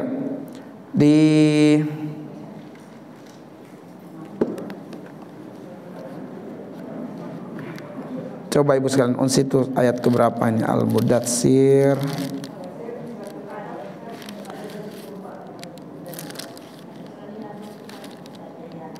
Nah, surat Al-Mudatsir, Bu sekalian, di ayat Kita langsung ke penyebabnya masuk neraka adalah di ayat yang ke-43 sampai ayat yang ke-47. Yaitu 4 penyebab utama banyak keluarga-keluarga muslim di dunia akhirnya terpisah di akhirat. Penyebab pertamanya adalah qalu lam nakum minal musallin. Dahulu kami di dunia kami tidak sholat padahal kami sehat-sehat saja. Walam nakun nut'imul miskin, tidak banyak memberi makan kepada orang-orang miskin, yaitu tidak mengeluarkan zakat, dia bakhil dengan hartanya. Wa kunna nakhudu mal khaidin, dulu di dunia kami salah gaul, salah berteman, kami bergabung dengan begal jadi ikut begal. Wa kunna nukadzibu biyaumiddin, dan kami tidak mengimani adanya kehidupan akhirat, maka kami tidak mempersiapkan bekal untuk akhirat. Keluarga kami sholat, kami enggak sholat. Ibu kami sholat, kami enggak sholat. Akhirnya hatta atanal yakin, datang kematian kami belum bertobat. Nah itu ibu sekalian, maka jangan sampai keluarga kita tidak cinta ilmu ibu. Hanya orang-orang yang berilmu yang takut kepada Allah. Nah pertanyaannya begini, apa indikatornya bu? Apa indikator rasa takut itu telah hadir, telah muncul di hati kita? Apa indikatornya? Indikatornya ibu sekalian adalah apabila syahwat kita ini condongnya pada perkara yang dicintai dan diridhoi Allah. Itulah tanda, itulah indikator hadir dan telah masuk rasa takut di hati. Ketika kecondongan syahwat kita pada perkara yang dicintai dan diridhoi oleh Allah. Tapi kalau syahwatnya masih pengen yang lalai-lalai, bahkan cenderung berbuat dosa, tanda nggak takut sama Allah bu. Ayatnya di mana itu? Surat An-Naziyat. Wa amma man khafa maqama rabbi wa nahan nafsa 'anil hawa. Ya, itu surat An-Naziyat ayat 40. Adapun mereka yang takut kepada Allah, takut dengan kedudukan Allah, wa nahan nafsa 'anil hawa, dan mereka menundukkan hawa nafsu. Sehingga kecondongan hawa nafsunya pada perkara yang dicintai dan diridhoi oleh Allah. Dalam Al-Quran banyak contohnya ibu sekalian, bahwa rasa takut kepada Allah menjadikan seseorang terhalang dari berbuat dosa. Qabil, dia tidak takut kepada Allah maka dia membunuh. Habil takut kepada Allah maka dia tidak mau membunuh. Dia abadikan dalam surat Al-Maidah. Habil mengatakan, ya Qabil, lain basatta yadaka ilayya litaktulani ma ana bibasitin yadiya ilaika liaktulak inni akhafullaha rabbal alamin. Wahai saudaraku Qabil, kalau kamu menggerakkan tanganmu ke arahku untuk membunuh saya tidak akan menggerakkan tanganku ke arahmu untuk membunuhmu, karena saya takut kepada Allah. Kenapa hari ini terjadi banyak pembunuhan? Karena mereka tidak takut kepada Allah. Yusuf digoda oleh seorang wanita yang cantik ibu sekalian, wanita yang menawarkan diri. Pada umumnya laki-laki akan pede kalau perempuan yang menawarkan diri ibu sekalian. Tapi kenapa Yusuf bisa selamat dari bujuk rayu Zuleha? Dan yang mengajak ini bukan wanita abal-abal ibu sekalian, wanita yang terawat, ya, wanita yang memperhatikan kecantikan, kebersihan, kondusif tempatnya. Tapi apa kata Yusuf? Ma'adzallah inni akhafullah. Aku berlindung kepada Allah, aku takut kepada Allah. Kalau hari ini bu sekalian bukan inni akhafullah, ini kesempatan yang bagus. Ya. Kenapa Yusuf bisa meninggalkan zina? Takut kepada Allah. Kenapa banyak orang hari ini berzina? Karena tidak takut kepada Allah. Hari ini ada pejabat ibu sekalian yang kemudian buah daripada anaknya melakukan kezoliman, maka hartanya kemudian sebagian diblokir 40 rekeningnya dan dipecat. Ibu sekalian, ternyata banyak perbuatannya menggelapkan uang negara. Kita ambil pelajaran dari Sulaiman. Ketika Ratu Bilqis mengutus utusan agar utusan ini menyogok Nabi Sulaiman dalam surat An-Naml. Tapi Sulaiman mengatakan, atumidunani bimalin fama atani Allah khairum mimma atakum bal antum bihadiyatikum tafrahun. Kata Sulaiman di ayat yang ke-36, apakah kamu mau menyogok saya? Ketahuilah apa yang Allah berikan kepada saya berupa ilmu iman lebih bernilai daripada harta-harta yang kalian bawa ini. Namun kalian berbangga-bangga dengan harta kalian, karena dengan harta kalian merasa bisa membeli manusia. Jadi orang yang mau disogok ibu sekalian pada intinya adalah orang yang menjual dirinya ibu sekalian. Maka dia melonggarkan berbuat dosa. Kenapa Sulaiman bisa amanah dalam jabatan, dalam amanah? Karena dia takut kepada Allah. Kenapa hari ini banyak pejabat tidak amanah? Tidak takut kepada Allah. Nah itu ibu sekalian indikator hati telah hadir dan tumbuh rasa takut kepada Allah. Berikutnya ibu sekalian, program yang kelima, wa yakhafuna su'al hisab, yaitu selalu muhasabah. Ini yang menarik ibu sekalian. Selalu muhasabah, selalu introspeksi diri ibu sekalian. Apa itu muhasabah? Muhasabah itu adalah evaluasi diri untuk persiapan bekal di akhirat. Mempersiapkan bekal untuk akhirat itu perintah Allah di surat Al-Hasyr ayat 18. Di sini saya tidak tulis. Surat Al-Hasyr ayat 18 itu perintah untuk siapkan bekalmu. Allah mengatakan, ya ayyuhalladzina amanu taqullaha wal tanzur nafsun ma qaddamat ligot. Wahai orang yang beriman, bertakwalah kepada Allah, siapkan bekal terbaikmu untuk hari esokmu. Siapkan bekal terbaikmu untuk hari esok. Nah ibu sekalian, renungi ayat ini ya. Al-Anbiya ayat 1 Allah mengatakan, iqtaraba lin-nasi hisabuhum wa hum fi ghaflatin mu'ridun. Allah mengatakan iqtaraba lin-nasi hisabuhum, telah dekat bagi manusia kematiannya. Telah dekat bagi manusia kematiannya. Wa hum fi ghaflatin mu'ridun, tapi anehnya meskipun kematian sudah sangat dekat, manusia tetap lalai dan tetap berbuat dosa. Ya. Kematian kita semakin dekat, tapi kita tetap lalai, bahkan berani berbuat dosa. Jadi ibu sekalian, umur kita pendek, amal soleh kita sedikit, lalai kita banyak, dosa kita banyak. Sudah siapkah kita berhadapan dengan kematian ibu sekalian? Ketika Allah mengatakan iqtaraba linnasi hisabum, telah dekat kematian itu ibu sekalian, karena kematian itu kalau ditinjau dari waktu, maka Allah mengatakan fa idza jaa ajaluhum la yastakhiruna sa'atan wa la yastaqdimun. Kematian kalau datang tepat waktunya bu, nggak bisa dimundurin, nggak bisa dimajuin. Itu surat Al-A'raf ayat 34. Dan kematian ibu sekalian, persoalannya adalah kita tidak pernah tahu di bumi mana kita mati. Allah mengatakan dalam surat Luqman, wa ma tadri nafsun bi ayyi ardin tamut. Tak ada seorang jiwa yang tahu di bumi mana dia menghembuskan nafas terakhir. Dan kita pun tak tahu sedang apa ketika kematian datang. Wa ma tadri nafsun madza taksibu godan. Gak ada yang tahu ibu sekalian. Apakah kita meninggal dalam keadaan sakit atau dalam keadaan sehat? Apakah dalam keadaan berkendaraan, dalam keadaan duduk, dalam keadaan makan, dalam keadaan berjalan atau berdiri? Kita nggak tahu ibu sekalian. Kita bermajelis ilmu, kematian bisa datang ibu sekalian. Kita di depan TV bisa kematian datang. Ya. Kita yang berbuat baik mati, yang berbuat jahat juga mati ibu sekalian. Maka kematian bisa datang. Maka yang pertanyaannya adalah, sudahkah kita punya bekal ibu sekalian? Muhasabahlah. Mungkin kita punya bekal, tapi boleh jadi ada orang yang kita zolimi yang nanti akan mengambil amal soleh kita. Maka muhasabahlah ibu. Renungi, aduh kayaknya saya ada hutang nih, harus segera dilunaskan. Jangan sampai amal soleh kita habis ibu. Baik, sekarang kita melangkah ke ayat yang terakhir bu, yang kita kaji, ayat 22. Di ayat 22 ibu sekalian, Allah mengatakan, walladzina sabaru ibtigha'a wajhi rabbihim wa aqamus shalah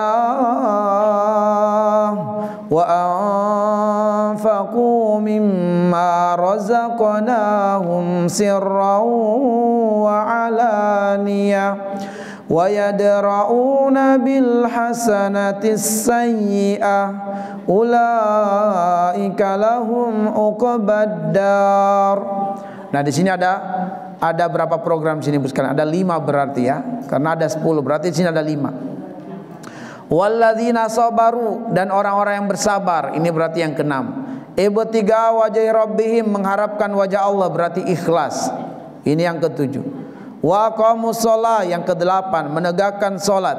Wa anfaqu mimma razaqnahum sirran wa alaniyah. Ini yang ke-9.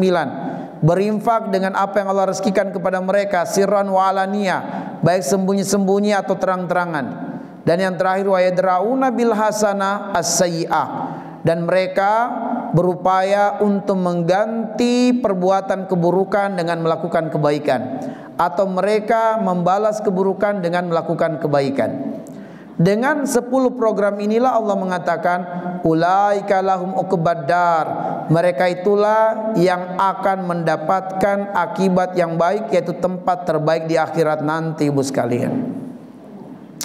Nah, mari kita uraikan sedikit, Ibu sekalian, yaitu tentang program yang ke-6, walladzina sabaru, yaitu sabar dalam setiap ujian.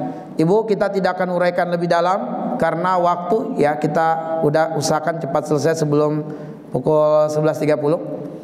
Baik Ibu sekalian, sabar itu dalam 4 hal.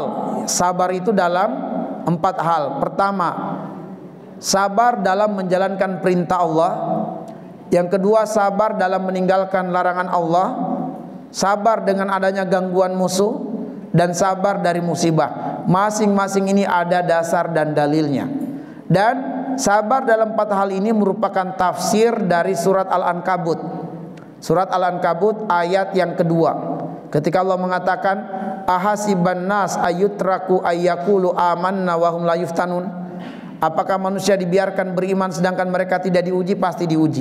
Nah, apa ujiannya? Ujian itulah yang membutuhkan kesabaran. Dalam hal apa? Dalam 4 hal ini. Sabar dalam menjalankan perintah Allah, Ibu, termasuk bermajelis ilmu. Ibu sabar, mungkin 1 jam 2 jam, Ibu sekalian, bersabarlah, ya. Mungkin mata kita, kelopak matanya ada yang bagaikan gunung bergelantungan, Bu, diangkat, aduh berat banget nih. Sabar, Ibu sekalian, ya, sabar. Mungkin sekarang ini ada cuciannya menanti di rumah, Ibu sekalian, sabar, tuntaskan sampai 11.30, Ibu sekalian, ya. Sabar meninggalkan larangan Allah, Ibu sekalian. Sabar, kita pengen gibah, kita pengen ngerumpi gitu ya. Kita pengen ceritain tetangga kita, sahabat kita, karena tetangga kita itu dia bawa tas yang baru, pasti kredit ini. Kita pengen cerita, Ibu sekalian, ya. Sabar, Ibu sekalian, sabar, kan itu larangan Allah. Sabar dari gangguan musuh. Gangguan musuh ini ada 4, Bu.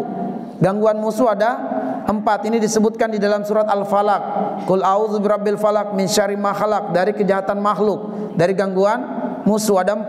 Apa itu? Gangguan manusia, gangguan jin, gangguan binatang-binatang, dan gangguan virus atau makhluk yang tak nampak. Nah, ini gangguan makhluk, Bu, gangguan musuh. Ada musuh yang mengganggu kita dari kalangan manusia, ada musuh yang mengganggu kita dari kalangan jin, ada musuh kita berupa binatang-binatang, tiba-tiba ada yang dipatok ular misalnya, itu gangguan, Bu. Sabar. Ada juga yang terkena COVID dulu ya, COVID atau virus-virus atau apalah, Bu. Sabar. Sel-sel kanker menjalar, sabar. Itu semua gangguan musuh. Dan ada kesabaran dalam bentuk musibah. Musibah ini spesifiknya ada di surat Al-Baqarah ayat 155. Wala nabluwannakum bisyai'in minal khaufi wal ju' wa naqsi minal amwal wal anfusi was samarat wa basyiri as-sabirin. Ya, terkadang kita ditimpa musibah, yaitu kelaparan, kemiskinan, kekurangan harta, kehilangan jiwa, anggota tubuh kita sakit, ya, misalnya gempa, terjadi gempa, Bu, itu Masya Allah ya, itu terkena musibah, ya. Baik, nah Ibu sekalian, jadi sabar itu dalam 4 hal. Nah Ibu sekalian, ini nih ciri-ciri orang yang sabar, Bu. Apa cirinya orang yang sabar? Ini cirinya, Bu. Inilah yang betul-betul disebut sabar, Bu. Surat Ali Imran ayat 146. Allah mengatakan, "Fama wahanu lima asabahum fi sabilillah." Mereka tidak menjadi lemah karena bencana yang menimpa mereka ketika mereka berjuang di jalan Allah. Ya. Ada yang ikut pengajian qadarullah misalnya nih, bukan kita tapi yang lain. Dia ikut pengajian, Bu. Pulang dari pengajian ditabrak mobil. Ya, lalu kemudian dia berkata begini, kenapa ya? Padahal saya tadi baru pulang pengajian. Maunya dia itu karena dia berjalan untuk Allah, harusnya diselamatkan Allah. Kenapa dia ditabrak? Ini kecewa dia dengan Allah, dengan takdir Allah, Bu. Dia mengatakan, kenapa saya ditimpa dengan sakit ini padahal saya rajin sholat, saya rajin sedekah. Dia kecewa dengan takdir Allah, Bu. Ini enggak boleh. Maka sabar itu Allah bilang, fama wahanu lima asobahum fisabilillah. Dia tidak menjadi lemah karena bencana yang menimpa mereka di jalan Allah. Ya. Wa madaufu, dan mereka tidak menjadi lesu. Ya, dan mereka tidak menjadi lesu. Kalau tadi wahanu ini sebenarnya lebih dekat manahnya, mereka tidak menjadi orang yang merendahkan diri gitu. Tidak menjadi orang yang merendahkan diri, tidak menjadi orang yang pesimis dalam hidup. Lalu daufu, tidak menjadi lemah lesu. Wa mastakanu, ya, dan mereka tidak menjadi orang-orang yang menyerah, pesimis. Udahlah, kalau memang saya nasibnya begini, ya udahlah, pesimis dalam hidup, Bu. Nah, orang yang sabar tidak begitu.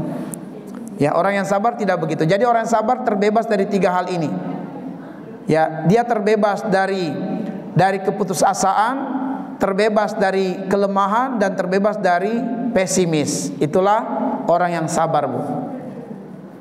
Dia merasa saya bersabar tapi dia pesimis, nah itu enggak sabar namanya. Enggak bersabar. Oke. Baik, kita lanjutkan Ibu sekalian, program yang ke-7. Ibtigha'a wajhi rabbihim, ikhlas dalam beramal. Nah, Ibu sekalian, beramal itu dalam 3 hal. Ya, ikhlas beramal itu dalam 3 hal. Ikhlas beramal dalam 3 hal. Pertama, jaga keikhlasan sebelum beramal.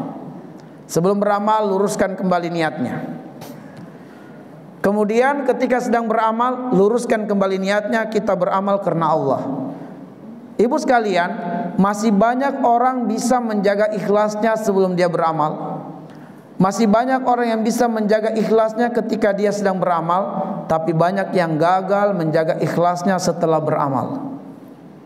Sebab setelah beramal, Bu, harus dijaga sampai kapan? Sampai kita mati. Bayangkan Ibu sekalian, ada seseorang yang sudah bangun masjid. Di awal dia membangun karena Allah, Bu. Dia berusaha cari donasi, berjalan ke sana kemari, buka relasi, sampai kemudian terbangun masjid sangat megah. 5 tahun perjuangannya untuk membangun masjid, Ibu sekalian. Lalu kemudian 20 tahun ke depan muncullah generasi-generasi yang tidak tahu sejarah masjid ini.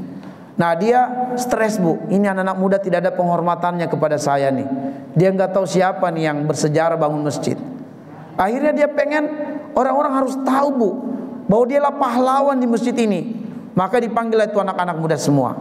Kalian tahu dari mana ini masjid, semua dananya, biayanya? Siapa yang bangun ini? Kenal? Tidak, Pak. Selamat, kalian telah berada di hadapannya. Ya. Sayalah. Muncullah kata-kata, kalau bukan saya, maka Ibu sekalian, habislah amal yang sudah dia jaga dahulu. Maka kata para ulama begini, amalan akan terhapus sebelum beramal. Jadi sebelum beramal terhapus amalnya itu karena riya.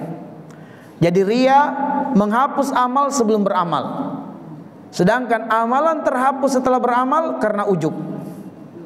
Jadi Ibu sekalian, riya dan ujub ini menghapuskan amal kita. Riya menghapus amal sebelum kita beramal, sedangkan ujub menghapus amal setelah kita beramal.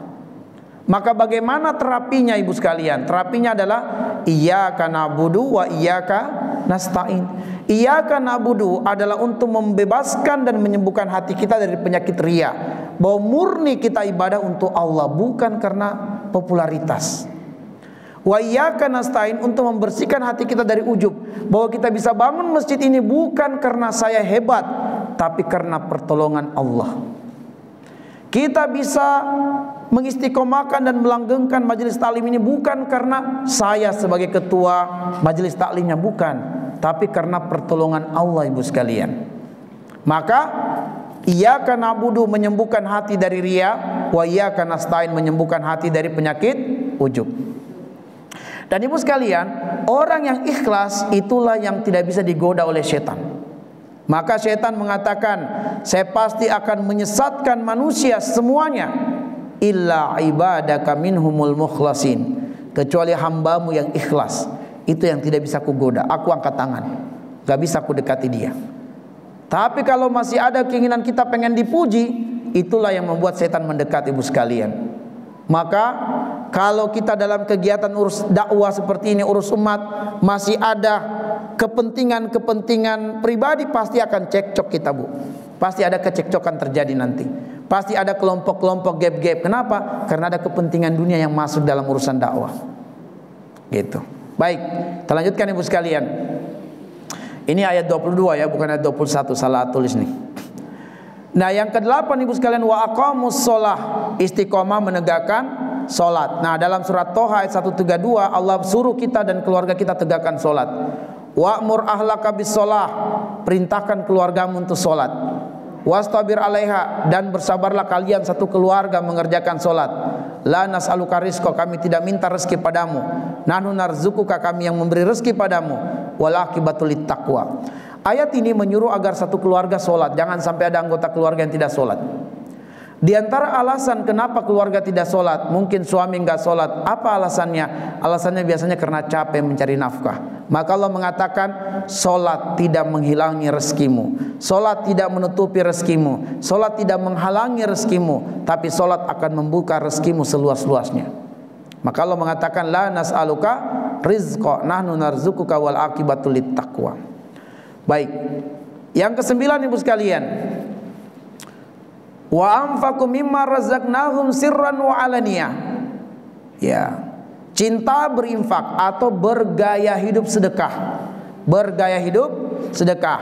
Ibu sekalian, dulu sahabat-sahabat Nabi ketahuan kaya bukan dari aksesorisnya, bukan dari aksesoris rumahnya, bukan dari aksesoris lahirianya.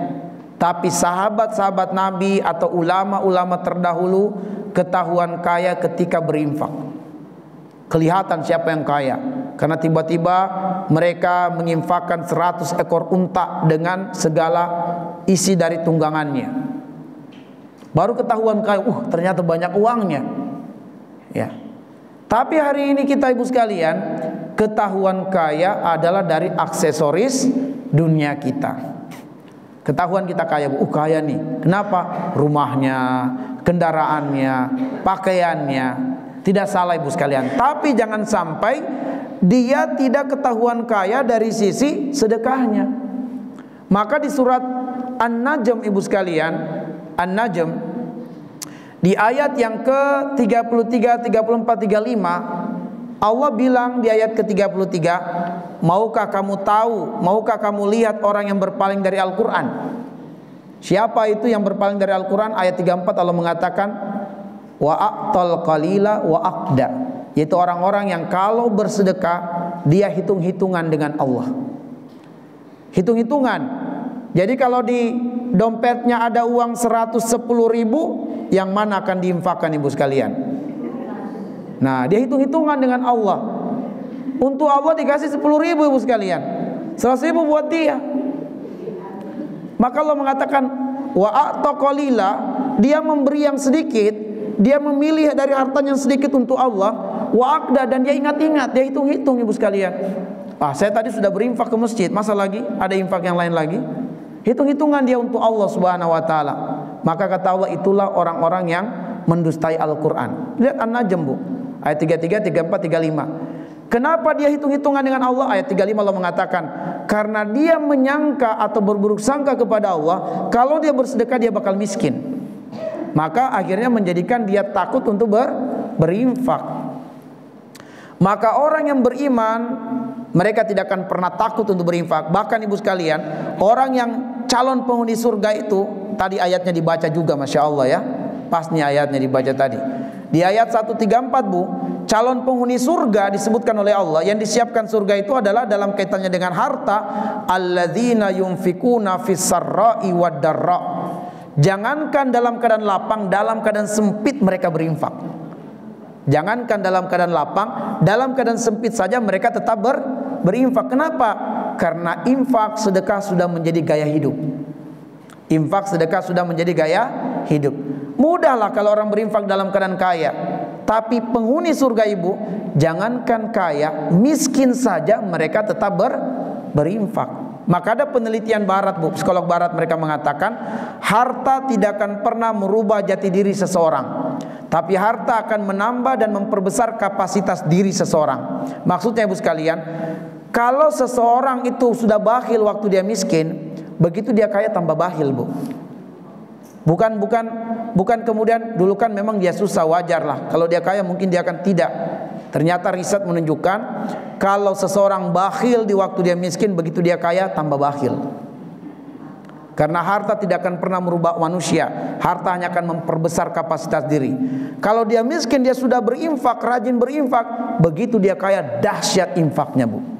Dahsyat infak, dan itulah calon penghuni surga di ayat yang dibaca tadi. Kenapa mereka tidak takut berinfak?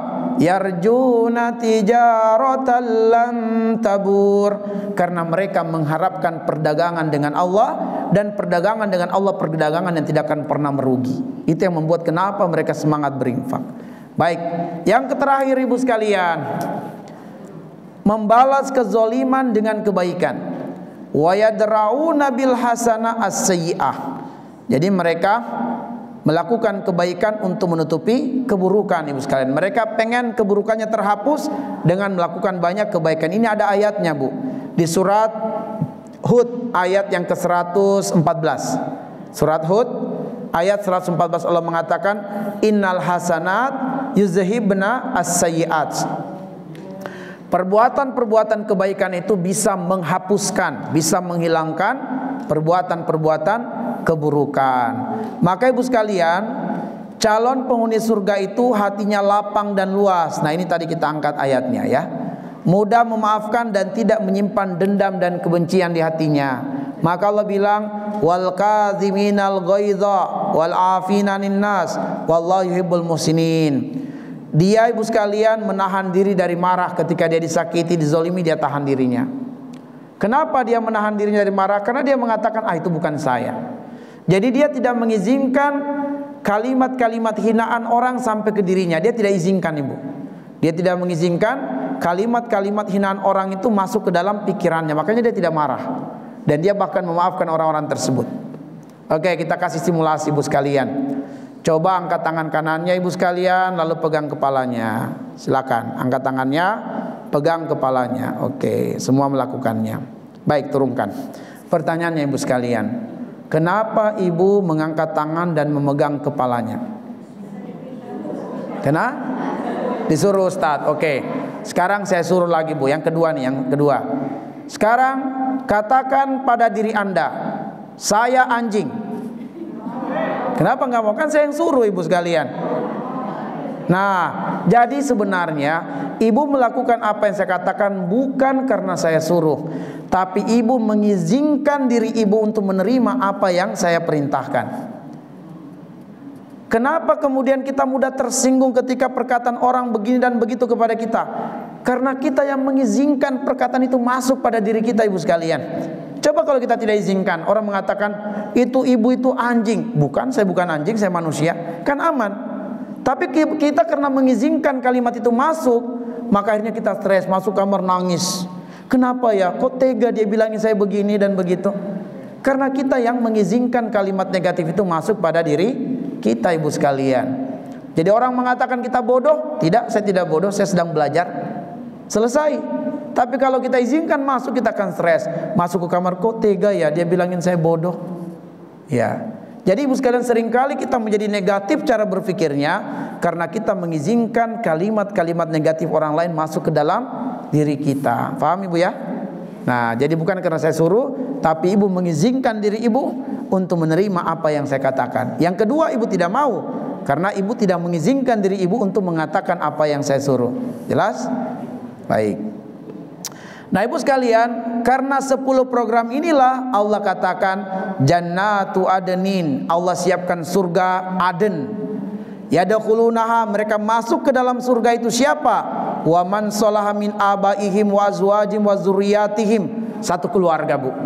Kakek, nenek, bapak, ibu, suami, istri, anak, semua satu keluarga masuk ke dalam surga dan keturunan-keturunan masuk ke dalam surga. Wal malaikatu yadkhuluna alaihi min kulli bab. Lalu kemudian malaikat akan mendatanginya dari beberapa pintu. Apa yang dikatakan malaikat ibu sekalian? Salamun alaikum bima sabartum. keselamatan atasmu karena kamu bersabar. Bersabar apa? Bersabar menjalankan perintah, bersabar meninggalkan larangan, bersabar dari gangguan musuh, dan bersabar dari musibah. Fa ni'mau kubadar, inilah sebaik-baiknya nikmat yang kamu dapatkan. Oke, baik Ibu sekalian, kita cukupkan kajian kita sampai di sini. Lebih dan kurangnya mohon dimaafkan. Ini juga udah habis baterainya Ibu ya. Alhamdulillah. Baik Ibu sekalian, naktafi bihadzal qadar, nasallallahu ayyaj'alana minal ladzina yastami'una al-qawla wa yattabi'una ahsana. Saya kembalikan kepada Ibu kita sebagai moderator, silakan. Terima kasih Ustaz. Masih ada waktu sebentar, boleh dibuka sesi tanya jawab ya Ustaz? Boleh. Baik, kepada ibu-ibu yang mungkin bertanya.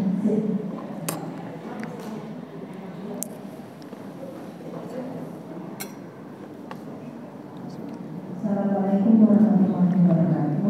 Waalaikumsalam warahmatullahi wabarakatuh. Saya ingin bertanya mengenai kesabaran. Di Al-Quran kan ada kata seperti itu. Bersabarlah kamu maka surga bagimu.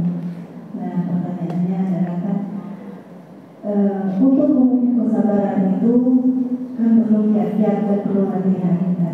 Karena kita tidak sabar gitu. Ada orang seperti kita bilang tadi, ada orang menyebut kita yang kurang batas, kurang sabaran. Bagaimana caranya kan kita supaya menjadi orang yang lebih bersabar atau berikutnya? Assalamualaikum warahmatullahi wabarakatuh. Waalaikumsalam warahmatullahi wabarakatuh. Langsung dijawab.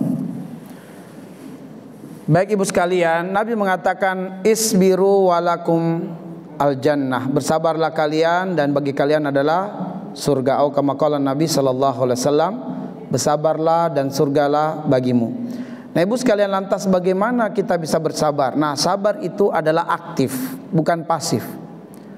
Sabar itu Ibu sekalian, kata Imam Ibnu Katsir rahimahullahu taala, sabar adalah kondisi jiwa, ya, kondisi jiwa yang tidak mau ditimpa dengan musibah dan tidak kuat dengan musibah yang menimpa. Jadi kondisi jiwa yang tidak mau musibah datang padanya dan tidak kuat musibah terus langgeng pada dirinya. Sehingga dalam upaya untuk menolak musibah dan untuk bisa lepas dari musibah, menempuh cara-cara yang diridhoi Allah. Itulah yang disebut sabar. Jadi sabar itu aktif, bukan pasif. Siapa di antara kita yang mau ditimpa musibah, kita nggak mau, maka kita harus mengambil sebab untuk menolak datangnya musibah. Siapa yang pengen langgeng musibahnya, nggak ada yang mau. Nah karena itu lihat, dia harus berjuang untuk keluar dari musibah. Ketika dia dalam proses menolak datang musibah dan proses dia lepas dari musibah, menempuh cara-cara yang halal, cara-cara yang Allah ridhoi, itulah yang disebut dengan sabar. Misalnya gini, dia sakit, begitu dia berobat menempuh cara yang Allah benarkan, misalnya dia konsultasi medis, dia mengkonsumsi sejumlah obat-obat yang benar, maka itu disebut sabar. Tapi ketika dia sakit, dia datang ke dukun, itu bukan sabar namanya, itu maksiat. Sebab sabar itu adalah mengambil cara-cara yang halal, cara-cara yang Allah ridhoi untuk menolak musibah dan untuk keluar dari musibah. Bagaimana supaya menumbuhkan kesabaran di hati kita Ibu sekalian?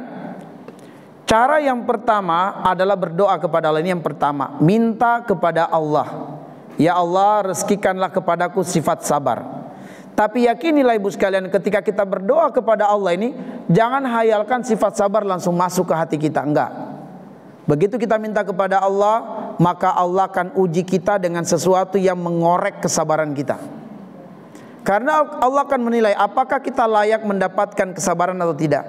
Begitu kita teruji dengan beberapa musibah, lalu kemudian kita mampu tegar menghadapinya, maka Allah masukkan sifat sabar di dalam hati kita, dan kita mampu mendapatkan sejumlah hikmah sebagai hiburan dari Allah. Sebagai hiburan dari Allah atas musibah yang menimpa kita, dibukakan hikmah. Baik. Nah, jadi yang pertama, berdoalah kepada Allah, minta kepada Allah. Yang kedua Ibu sekalian, kenapa kita tidak bisa bersabar? Karena kita belum memahami dan belum mengimani secara baik takdir Allah. Di dalam surat An-Nisa ayat 32, Ibu bisa buka An-Nisa ayat 32, Allah mengatakan, Wala tatamannaw ma faddalallahu bihi ba'dakum ala ba'din. Lirijali nasibu mimma iktasabu walinisai nasibu mimma iktasabna. Was'alullaha min fadlih. Innallaha kana bikulli syai'in alim. Surat An-Nisa ayat 32. Allah mengatakan, jangan kamu hasad, jangan kamu iri dengan rezeki orang lain yang lebih dari dirimu. Ya. Karena setiap orang mendapatkan rezeki karena dia berusaha, dia berjuang untuk mendapatkannya. Laki-laki mendapatkan bagian karena dia berjuang, perempuan mendapatkan rezeki karena dia berusaha. Kalau kamu pengen rezeki dia juga sama dengan dirimu, bahkan lebih dari dia, jangan iri dengan rezekinya, mintalah sama Allah. Mintalah sama Allah, dan Allah akan menilai apakah kamu berhak mendapatkan apa yang kamu inginkan atau tidak. Nah, dari sini Ibu sekalian, bahwa jangan pernah iri dengan rezeki orang lain, karena iri dengan rezeki orang lain berarti kita tidak ridho dengan takdir Allah. Kenapa kita Ibu sekalian tidak bisa bersabar? Karena kita tidak melihat bahwa ini adalah bagian dari ujian, bagian dari takdir Allah untuk kita jalani. Dasarnya surat At-Taghabun ayat 11 Allah mengatakan, ma asaba min musibah illa biiznillah, tidak akan pernah terjadi musibah kecuali izin Allah. Maka bersabarlah dengan rezeki kita yang sedikit, yang mungkin kita kurang dari orang lain, karena Allah yang mengaturnya, Allah yang memberikannya. Kita sakit, yang lain sehat-sehat saja, bersabar Ibu sekalian, terima itu sebagai takdir Allah. Ucapkan innalillahi wa inna ilaihi rajiun. Itu yang kedua. Yang ketiga Ibu sekalian adalah doa para nabi, wa alhiqni bis solihin, kumpulkan aku dengan orang soleh. Maka Ibu sekalian bergaullah dengan orang soleh, sebab orang soleh akan menguatkan kita. Ya, dia akan mengatakan isbir, bersabarlah, semoga Allah akan mengampunkan dosamu dengan musibah ini. Ya, jadi orang soleh Ibu sekalian mendoakan kebaikan untuk kita, menguatkan kesabaran kita sehingga kita ridho dengan takdir Allah Subhanahu Wa Taala.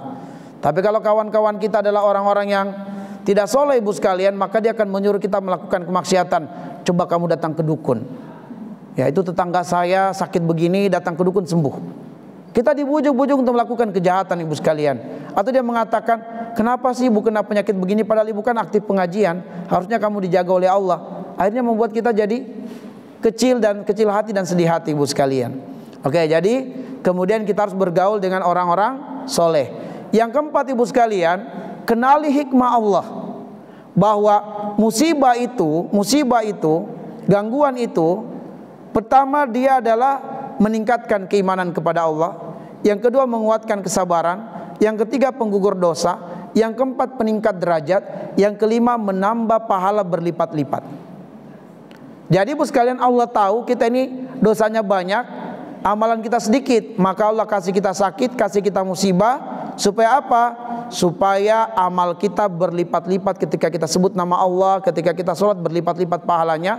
Dan dengan kesabaran kita atas sakit, dosa kita banyak berguguran, derajat kita ditinggikan, sehingga umur kita yang pendek kita bisa mengejar ketertinggalan kita dalam mengumpulkan amal soleh Ibu sekalian. Mungkin demikian, masih banyak tips yang lainnya Ibu sekalian. Baik, satu lagi, terakhir ya Bu ya. Assalamualaikum warahmatullahi wabarakatuh. Waalaikumsalam warahmatullahi wabarakatuh. Saya menanyakan masalah pernikahan, terutama dengan kecelakaan, dan ada suatu permasalahan. Saya punya sahabat teman sama muslim. Ketika dia melakukan suatu kesalahan yang betul-betul fatal, saya lihat dia sendiri kayaknya tidak menyadari atau dia tahu memang dia bisa. Saya sebagai sahabat, sebagai teman, ingin mengajak untuk kebaikan. Apakah saya harus menegur secara baik-baik untuk Anda lebih baik lagi, jangan keluarga tidak suatu perbuatan yang tidak baik ya, atau saya biarkan saja? Itu bagaimana ya? Kebetulan juga masalah itu ada dengan menyangkut diri saya juga. Saya harus bersikap seperti apa? Saya ingin dia itu lebih baik. Baik, bismillahirrahmanirrahim. Nah Ibu sekalian, ketika ada seseorang yang melakukan kesalahan tapi dia terus mengulang kesalahannya, dua kemungkinan, apakah dia tahu kesalahannya ataukah dia tidak tahu kesalahannya. Maka Ibu sekalian, bagaimana kita bersikap terhadapnya? Yang pertama dulu doakan dia, tanpa dia ketahui bahwa ibu mendoakannya. Ini hadis Nabi SAW, da'watul mar'i li akhihi inda zahri ghaibihi mustajab. Doa seseorang untuk orang lain, di mana orang yang didoakan itu tidak tahu kalau dia didoakan itu mustajab. Jadi doa seseorang untuk orang lain, di mana orang yang didoakan itu tidak tahu kalau dia didoakan, itu ternyata doa yang mustajab. Maka doalah untuk dia pertama.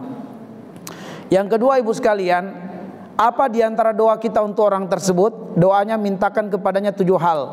Mintakan kepadanya 7 hal. 7 hal ini yang Nabi ajarkan kepada sahabat yang mulia Anas. Apa yang kita mintakan kepadanya? Pertama, minta kepada Allah, ya Allah, banyakkan hartanya, harta yang mendekatkan dirinya kepadamu. Yang kedua, ya Allah, banyakkan keturunannya. Yang ketiga, berikan keberkahan kepada apa yang kau rezekikan kepadanya. Yang keempat, panjangkan umurnya dalam kebaikan. Yang kelima, baguskan amalnya. Yang keenam, ampunkan dosanya. Yang ketujuh, masukkan dia ke dalam surgamu. 7 hal ini yang kita doakan, dan ini diajarkan Nabi. Allahumma aksir ma'alahu wa waladahu wa barik lahu fima ataitahu wa atil hayatahu fi ta'atik wa ahsin a'malahu waghfir lahu wa dakhilhu jannatak. Itu doa. Dan doa ini, ibu sekalian, juga sangat ampuh untuk membersihkan penyakit hasad di hati kita ketika kita muhasabah diri. Kenapa ya saya benci kepada si dia? Kenapa saya cemburu selalu pada si dia? Maka doakan dia dengan doa tadi, ibu sekalian, Allah akan sembuhkan penyakit hasad di hati kita. Itu. Baik, itu yang pertama, ibu sekalian. Jadi doakan dia, sebab doa itu mustajab. Yang kedua, ibu sekalian, yang kedua adalah rubah cara pandang kita. Cara pandang kita adalah dia manusia biasa, bu, bukan malaikat. Karena dia manusia biasa, bukan malaikat, maka selalu ada peluangnya untuk terjatuh pada kesalahan. Karena dia bukan malaikat. Hanya malaikat yang tidak ada peluangnya berbuat salah. Hanya malaikat, bu. Iya, hanya malaikat yang tidak punya peluang berbuat salah, itu intinya. Kalau manusia, ibu sekalian, selalu ada peluangnya berbuat salah, bahkan mengulang-ulang kesalahan, selalu ada. Bahkan dia sudah tobat dari berbuat ini, masih mengulang lagi. Dia sudah tobat, masih mengulang lagi. Karena bukan malaikat memang. Tapi ingat, ibu sekalian, manusia bukan iblis, bukan setan. Hanya iblis dan setan yang berbuat salah tidak ada peluangnya bertobat. Hanya iblis. Manusia berbuat salah ada peluangnya bertobat karena dia bukan iblis. Dia terjatuh pada kesalahan karena dia bukan malaikat. Jadi ini harus kita lihat. Jangan sampai kemudian kita seringkali karena ketidaksabaran kita akhirnya menghukumi amal baiknya. Kita katakan percuma dia ikut pengajian, ternyata begini akhlaknya. Jangan, nggak ada percumanya dia ikut pengajian, ibu sekalian. Tidak ada hubungannya. Ya, dia akan dihisab Allah keburukannya dan juga kebaikannya. Jangan kita katakan kita akan dituntut Allah. Siapa kita yang seolah-olah menilai dan mengetahui amalnya ini diterima atau tidak? Nggak bisa kita hukumi orang. Maka jangan kita katakan percuma dia sholat, dia juga masih suka berdusta. Jangan, karena dia akan dihisab oleh Allah. Tapi lihatlah bahwa dia manusia biasa, bukan malaikat, maka dia berpeluang terjatuh pada kesalahan. Tapi dia bukan iblis, artinya dia punya peluang bertobat. Itu yang kedua. Yang ketiga, kata Nabi, bahwa antara muslim dengan muslim bagaikan mir'ah. Apa itu mir'ah?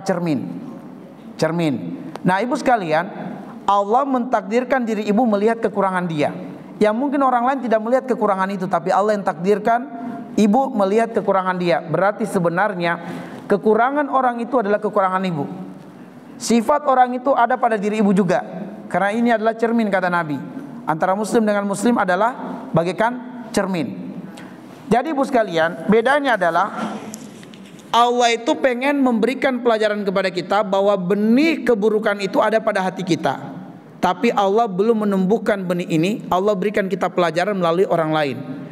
Begitu kita benci perbuatan buruk itu, maka kita sedang mengubur benih itu dalam-dalam supaya tidak muncul. Tapi begitu kita bersikap permisif, tahu permisif bu, kita biarkan, maka tanpa sadar benih di hati kita akan muncul juga. Nah itu. Jadi hati-hati kalau kita lihat kesalahan orang, ibu sekalian, jangan permisif, jangan sampai kita abaikan dan lupakan. Begitu kita abaikan, maka kesalahan itu akan muncul tumbuh di hati kita. Kenapa? Karena sebenarnya ada benihnya di dalam diri kita dan Allah tampakkan pada orang lain. Ya, karena sayangnya Allah kepada kita, Allah nggak langsung tampakkan pada diri kita, Allah kasih tampak dulu pada orang lain supaya kita benci sifat itu. Nah, setelah kemudian ibu sekalian Allah tampakkan dan kita benci sifat itu, maka itu berarti mengubur sifat itu dalam-dalam dari hati kita supaya jangan keluar lagi, jangan muncul lagi. Kalau perlu Allah hapus. Dengan apa? Dengan banyak berbuat baik. Tapi selanjutnya adalah tanggung jawab kita sebagai muslim. Adalah kata Nabi, wazakir fa inna zikra tanfal mu'minin. Berikanlah peringatan. Peringatan itu bermanfaat bagi saudaramu sebagai tanda cintanya kita kepada saudara kita, ibu sekalian. Maka kita kemudian sampaikan kepadanya nasihat. Bagaimana cara memberikan nasihat, ibu sekalian? Cara memberikan nasihat ada petunjuknya di surat Yusuf ayat 108. Surat Yusuf ayat 108. Allah mengatakan, "Qul hadhihi sabili ad'u ilallah ala basirah." Maka niatkan pertama kali saya itu pengen mengajak dia kembali kepada Allah. Maka niatkan saya pengen mendakwai dia untuk kembali kepada Allah. Hadhihi sabili ad'u ilallah. Saya mengajak untuk kepada Allah. Nah, ala basirah harus berdasarkan ilmu. Berdasarkan ilmu. Ilmu apa yang harus dikuasai? 3. Pertama, al ilmu yad'u ilaihi. Dia harus ilmui dulu apa yang mesti dia sampaikan. Dalam arti apa sih kesalahan orang ini? Kenapa perbuatan ini disebut salah? Dia harus ilmui. Jangan sampai dia mengatakan perbuatan kamu salah. Di mana yang salah? Ya saya juga nggak tahu. Nggak bisa, ibu sekalian ya. Harus dia ilmui bahwa ini salah. Ketika dia katakan ini salah, dia tunjukkan ini salahnya di sini. Jadi harus mengilmui apa yang dia serukan. Yang kedua, dia ilmui keadaan orang itu. Al ilmu bihalil madu. Dia ilmui kondisi orang ini. Orang ini saya tahu persis dia itu nggak boleh dinasihati terang-terangan, sembunyi-sembunyi. Dia orang ini cocok dinasihati dengan SMS. Itu namanya mengilmui kondisi orang tersebut. Yang ketiga, al ilmu bi kaifiyatid dakwah. Mengilmui cara menyampaikan dakwah kepadanya. Dengan cara apa? Mungkin diajak makan dulu, baru kemudian kita nasihati. Mungkin juga dalam bentuk kita jalan-jalan, mungkin ya terserahlah, itu kita ilmui dia karena kita yang paling mengenalnya. Nah, ibu sekalian, kalau metodenya itu tadi ilmu yang harus dimiliki. Metodenya ada di surah An-Nahl, Bu. Metodenya An-Nahl ayat 125. Itu metodenya. Dengan apa? Pertama adalah mauizah, kata-kata yang baik. Yang pertama bil hikmah, yang kedua mauizah, yang ketiga wajadilhum billati hiya ahsan. Kita berdebat kalau dia punya alasan. Dia punya subhat. Subhat itu adalah alasan untuk berbuat kejahatan. Nah, baik ibu sekalian, mungkin itu dulu. Ya, saya agak cepat menyampaikannya karena melihat waktu di depan saya. Mudah-mudahan bisa ditangkap poin-poin pentingnya. Baik, sudah disampaikan saja karena waktunya sudah mendekati zuhur. Kita selesaikan tanya jawab ini. Mohon Ustaz dapat berkenan membacakan doa. Baik. Mari ibu sekalian kita sempurnakan majelis kita dengan berdoa kepada Allah. Kita tengadahkan kedua tangan kita ke langit, kita rendahkan diri di hadapan Allah. Semoga segala hajat kita dikabulkan Allah, segala keluhan kesedihan dihilangkan Allah. Amin ya Allah ya Rahman ya Karim, ya Malik ya Kudus ya Salam, ya Mu'min ya Muhaimin ya Aziz, ya Jabbar ya Mutakabbir ya Ghaffar ya Razzaq. Allahumma salli ala Muhammadin wa ala ali Muhammad kama sallaita ala Ibrahim wa ala ali Ibrahim innaka Hamidun Majid, wa barik ala Muhammadin wa ala ali Muhammad kama barakta ala Ibrahim wa ala ali Ibrahim innaka Hamidun Majid. Allahumma arhamna bil Qur'an waj'alhu lana imaman wa nuran wa hudan wa rahmah. Allahumma dzakkirna minhu ma nasina wa 'allimna minhu ma jahilna warzuqna tilawatahu ana al-laili wa atrafan nahar waj'alhu lana hujjatan ya rabbal alamin. Allahumma aslih lana dinana alladhi huwa ismatu amrina waslih lana dunyana allati fiha ma'ashuna waslih lana akhiratana allati fiha ma'aduna waj'alil hayata ziyadatan lana fi kulli khair waj'alil mauta rahatan lana min kulli syarr.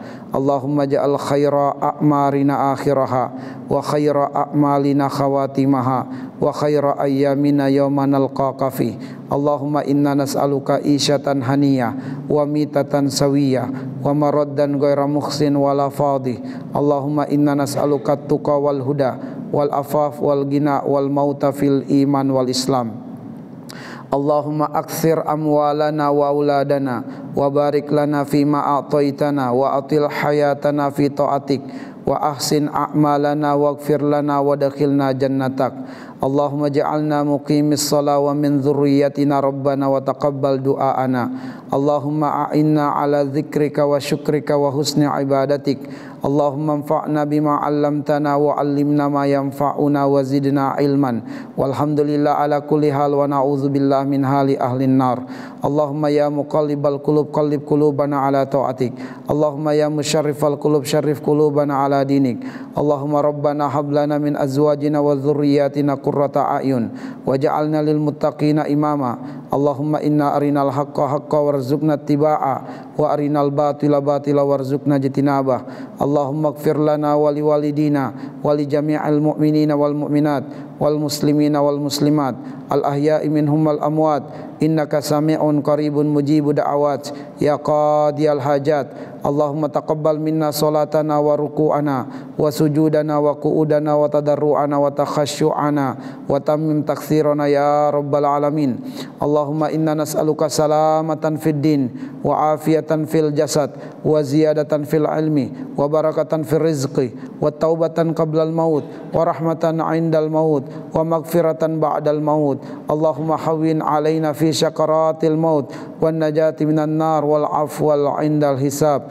Allahumma rabbana zalamna anfusana wa in lam taghfir lana wa tarhamna lanakunanna minal khasirin. Allahumma rabbana atina fid dunya hasanah wa fil akhirati hasanah wa qina adzabannar. Wa sallallahu ala Muhammadin wa ala alihi wa ashabihi wa baraka wa sallam. Subhana rabbika rabbil izzati amma yasifun wa salamun alal mursalin walhamdulillahi rabbil alamin. Al-Fatihah.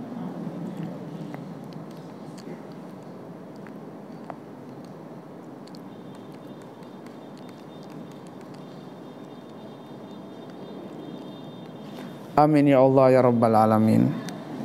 Assalamualaikum warahmatullahi wabarakatuh.